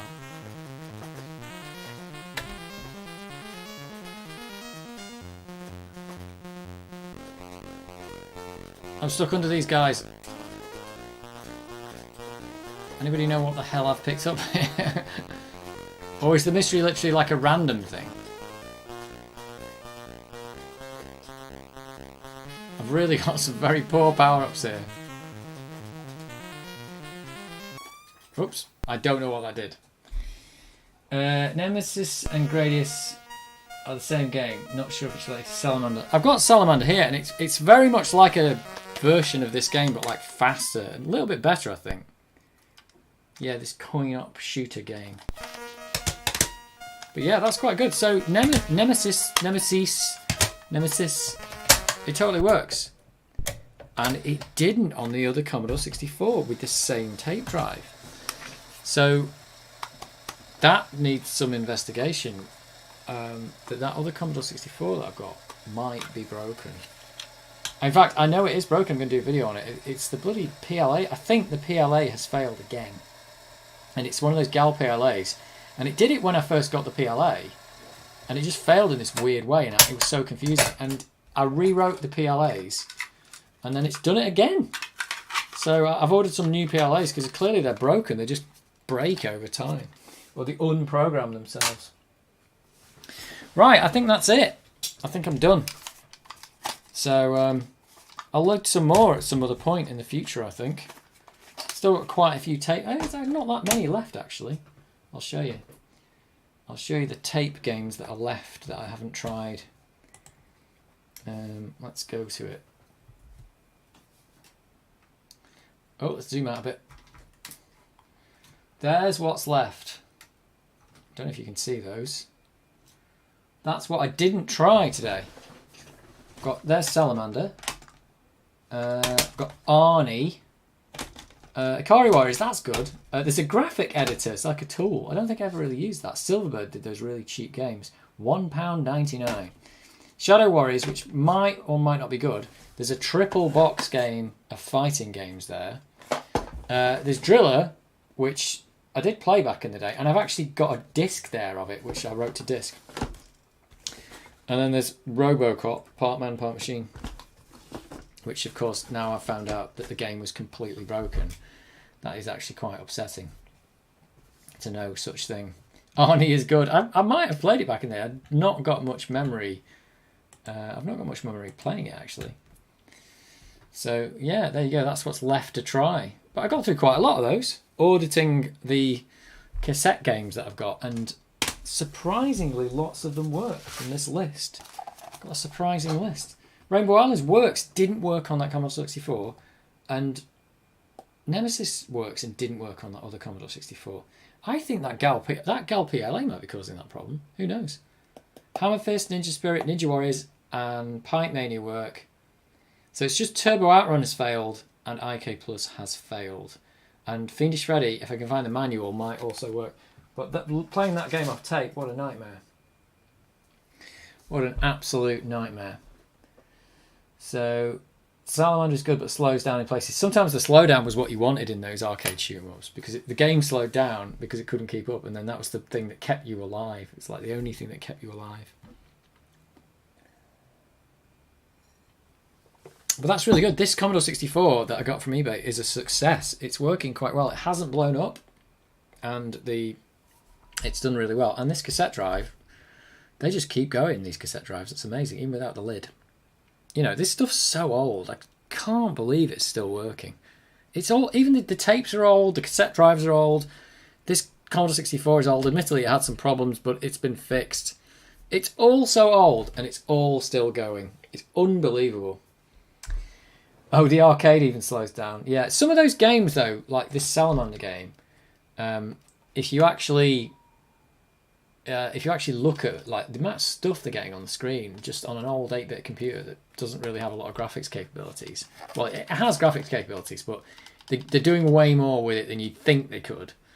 It's pretty impressive. You can see it on the screenshots. It's like all this stuff that's going on.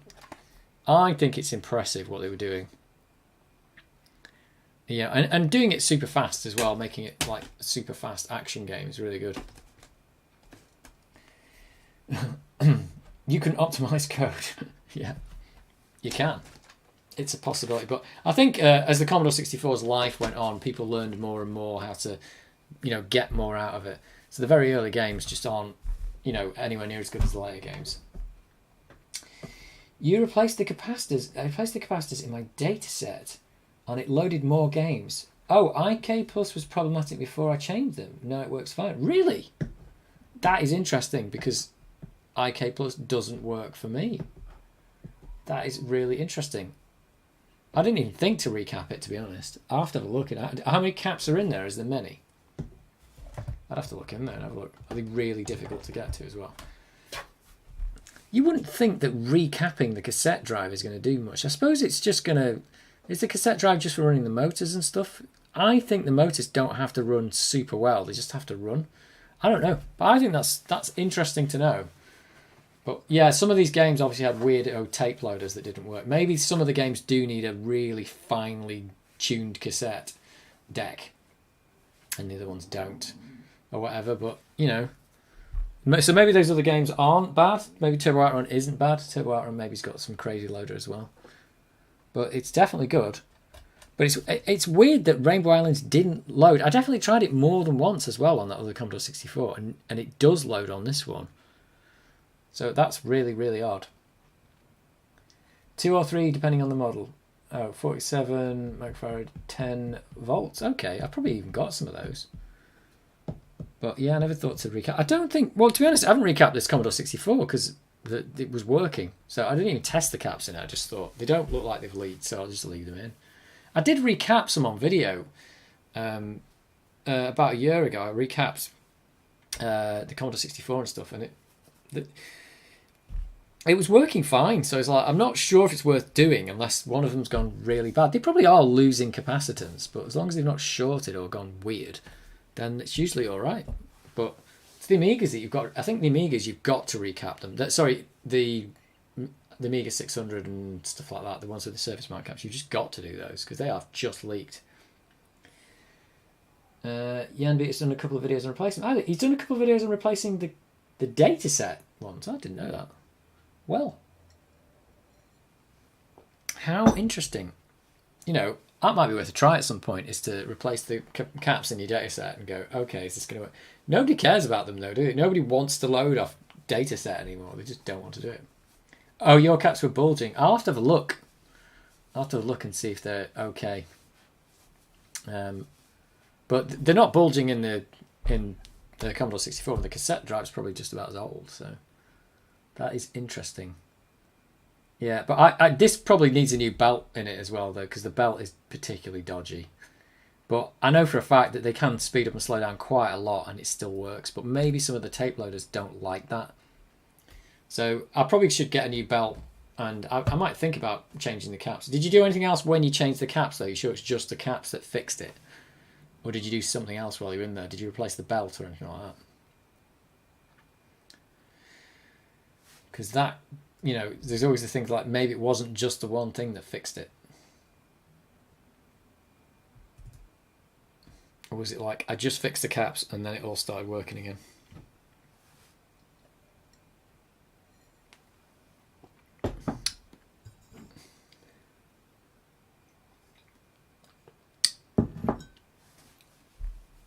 Well, who knows? It's got a year on this.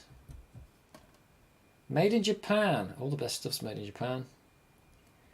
It's actually got somebody's name, address and phone number on the bottom. I think the person who must have owned it before then. Don't know. There's no date on it or anything. You did the caps. I did the belt previously and did the azimuth alignment. I've never tried to align any of these things ever. So changing the belt didn't fix it. But it does need a new belt in that. It's really crusty and old. It probably just needs a new one because it might snap, to be honest. So I think that'd be worth doing. But yeah, I've not used this data set for quite a while. I'm pointing at it, but you can't see it. It's down here. But yeah, I've not used it for quite a while. But that's just funny. That is really funny. I'll have to get the disk drive out and do some disk drive loading as well. Make sure they all still work. I don't know if a disk drive works in this, but I'm glad the tape stuff works. It's really good. I've got to shut this thing down and give it a bit of cooling down. Because it is hot in here. I wonder if it's hot in... Oh, I can feel heat there actually. I can actually feel that hot. Yeah, there is some heat coming out there. That's probably from the SID. Oh dear. Oh, the CPU's about there, isn't it? Yeah, it's definitely warm. It's cold here. It's warm there. So that's about where the CPU is. And then it's colder again over here. So yeah, it's definitely been working. C64 has been working. The belts get kinks in them over time if left unused. Yeah, this one has definitely got kinks in it. But like I said, I think it doesn't have to be perfect to work. I just never bothered to replace it, to be honest. So it's doing all right. It's doing all right. But if it's really bad, I think you've got to do it before it snaps. The fact that this is still working is just a miracle. I still think it's a miracle. It's amazing. Like, there's no belt drive in the Amiga. It's like, this is it. This Commodore 64, though, I'll point the camera at it, just looks great. It really does. This one that I put out in the sun, although some people said they tried putting a 1541-2 out in the sun. I don't know who told me that. And the front panel went browner. But I put this thing out in the sun and it looks great. It looks absolutely great. Where's the... I think this is one that's just not been touched. Yeah, so that's what it would have looked like before. It's quite hard to see that though, actually. But that just looks really brown now. It looks super brown. Yeah, it's unbelievable. The sun brighting really did a good job on it. This is the one that wouldn't load those tapes. But it's got another problem. Oh god, and this is the other thing. This is why I got this other one from eBay. This one, the motherboard's rattling around in it because all the standoffs are broken. I think it's pretty much working, that Commodore 64, but the case is completely shoddy. It's absolutely dodgy. It's a really dodgy case. Yeah, do a video of putting a fan in here. Yeah, is that what you mean? Yeah, the sun brighting did work really well. I was so shocked though, because what my plan was, I'll just put this out in the sun for a while I fix something else on the computer, because the sun was out, and I just thought it won't do anything, and then I'll just put it back together anyway. So it's because I wasn't gonna like put any chemicals on it because I thought I might ruin it. So I thought I'll just put it out in the sun. If it comes out better, it does, but it probably won't do anything, and I'll just reassemble it. And it's come out looking really good. So I don't know, I think for at least these kind of cases, I think it's well worth having a go at doing that. But it was out there for a whole day. But with the heat that we're going to have next week, I'd be scared of actually melting it now. Because if it gets over 60 degrees, you could actually melt it. So it was a sunny day, but it wasn't like the hottest day of the year. You have a couple of plus 4s which you may put out in the sun tomorrow. Yeah, that could work, because they've got the black cases, haven't they? Your other C64 had a problem with games. Have you tried swapping the CIAs around? That other C64, I don't know. Does the CIA isn't involved in the cassette loading though, is it? Is it not? I'd have to check the circuitry. I don't think the CIA is involved in it. There is some circuitry that goes to the cassette drive. I don't know how the CIA is involved in that. I thought it just did the joysticks and the keyboard. But maybe it does do the cassette. I'm not sure. I don't know. I'd have to check. Is that a thing? Yeah, it could be that. But I don't know. I'd have to check into it. But it's definitely... It loads some games fine. It just didn't load Rainbow Islands, and it didn't load Nemesis. And I'm sure I tried Nemesis like 2 or 3 times, and it didn't work. But I do know it's got a problem with the PLA, and the PLA can just destroy everything. So I need to change that first. It's been in the videos before, that other one, yeah. But it had a problem with the PLA in the videos that's back. So that might be the next video, is like restoring that PLA. Or finding out... I want to try and find out what's wrong with that GAL chip. Why is it different? Why is it losing its programming? I might try and read it out and see if I can find out what changed in it. It might be just one of the PLA, one of the GALs in the PLA, because it's one of those GAL replacements. One of them's probably gone bad and the other one hasn't, maybe. But yeah, it was like that when I got it, and then I programmed it, it worked, and then it's gone back.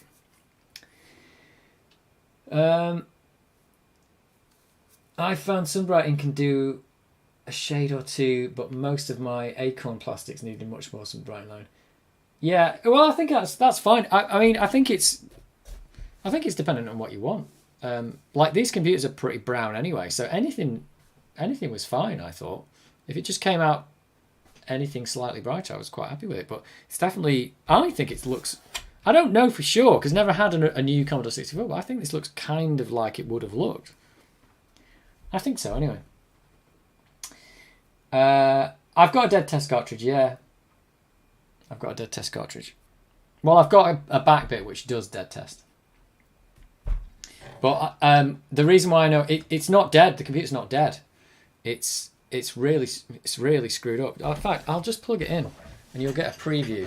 Since I've got a Commodore 64 out here anyway, I'll just plug it in, and you can get a hot preview of what's going to happen to this computer. You won't believe it. It's absolutely crazy. Oh, this is hot underneath. This computer's really hot. Oh wow, that's burning up.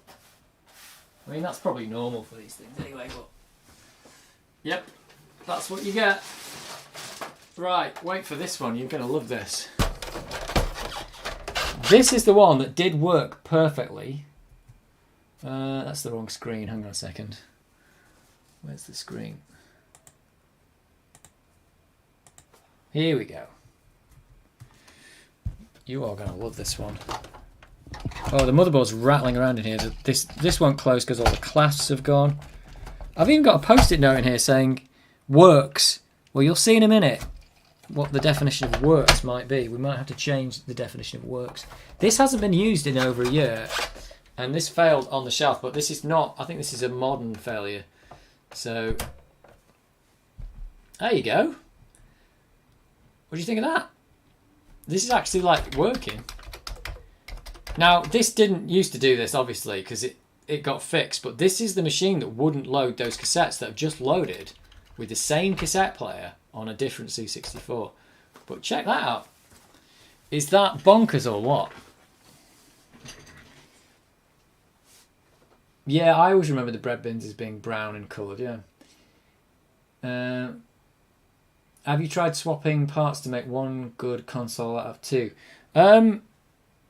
That's what to be honest, that was kind of my plan when I bought that other Commodore 64, was that I'd be able to like at least make one of these two good because it looked like it had a decent case, and my plan was maybe to put this one in there and have like this is because this is working and the other one had a decent case. This one's got a really shoddy case, but it's ended up that other one I've bought has been completely restored, and I've just left, and now I've come back to this one, which again was fully working. It's got some slight damage on the case and stuff like that. I could sunbright this next week actually. You can see where the sticker's been there, so it's clearly not the right colour. But yeah, that's the PLA. That's the GAL PLA that's in here. Is just gone bad over time because it did that when I got it. But this has been recapped. It's had new voltage regulators. It's got heat sinks on it. I've put a new modulator in it. It's been like, it's had a lot of love, and it's absolutely, oh, it even had a bad CAA as well. And it's just done that. But I'm 99.9% sure that's a PLA because I've seen it fail like that before. So I'd like to find out which chip in there's failed and just, replace it. I've ordered some new GAL PLAs from, they're just coming from China. The guy's selling a bunch of them. You get like 5 for a certain amount of money, not very much. So I'll replace those. But yeah, in the meantime, I thought, I'd be able to buy this one off eBay and make one good one. And I ended up with just this one became the good one. So that's really cool.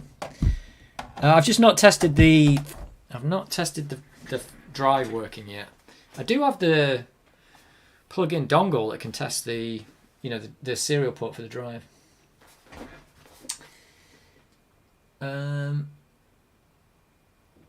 Bunkers is something shorting out. No, it's that GAL PLA. It's definitely bad. It's definitely a bad GAL PLA. That is.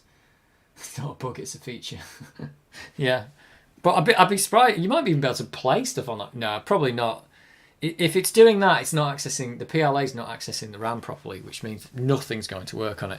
But of course, when it's doing that with the video RAM, you just manifests as that horrible picture.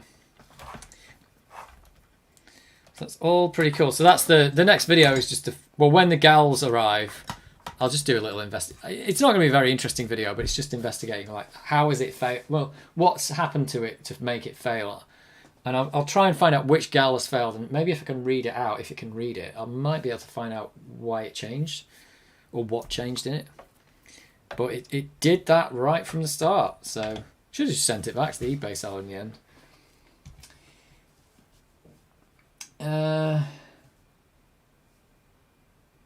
Could try some of the retro guys on Discord for tips. I didn't mind to get it working.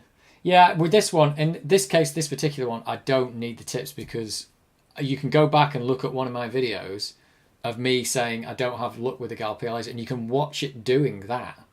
And then I reprogrammed the Gal PLA and it started working, and I've left it on the shelf for a year, and I've come back and it's exactly the same. So I'm 99.9% sure it's that. It's just probably got a faulty Gal in the Gal PLA. It just needs replacing. So I've ordered some replacements so I can reprogram it. But once that's been restored, that's again back to, that's a fully working C64, except the case is just completely terrible. All the standoffs are broken. So it needs all those standoffs replacing, really. And it's got a burn mark on the top as well. So it's not in the greatest condition, the case. I think as well that the standoffs got broken when it was shipped to me, because they were all broken inside the case. I think moving around the motherboard had pulled all the standoffs off. So I think it got damaged in shipping, but the case is okay. But this one's definitely the best bread bin. I've got a couple of C64Cs that are in quite good condition, but this is the best bread bin I've got. I'm quite happy with it. And it all works super fine, and it now loads cassettes. That we know that for sure. It loads cassettes. Right, it's time for the stream to end, I'm afraid. I'm going to go lie down in a cold room. But it's been fun. It has been fun hanging about. And even had quite a few people watching. There was always about 10 people at least watching, which is just a lot for me. I know it doesn't sound like a lot. That's a lot for me. People don't really watch my live streams. So I'll catch you around. I don't know when I'm going to be streaming next. Depending on the weather, I might not stream next week, or I might do some more Amiga stuff. If I'm doing videos, then I don't have time to stream. That's why the last 2 weeks it's videos or streaming. So if I'm going to do a video on that C64, there won't be any streaming. Yeah, cosmetic, but good luck with it. Thanks. Yeah, it does need. Maybe I could fix the case. You can get replacement glue on standoffs, can't you? Right, I'll catch you guys around, and I'll see you next time.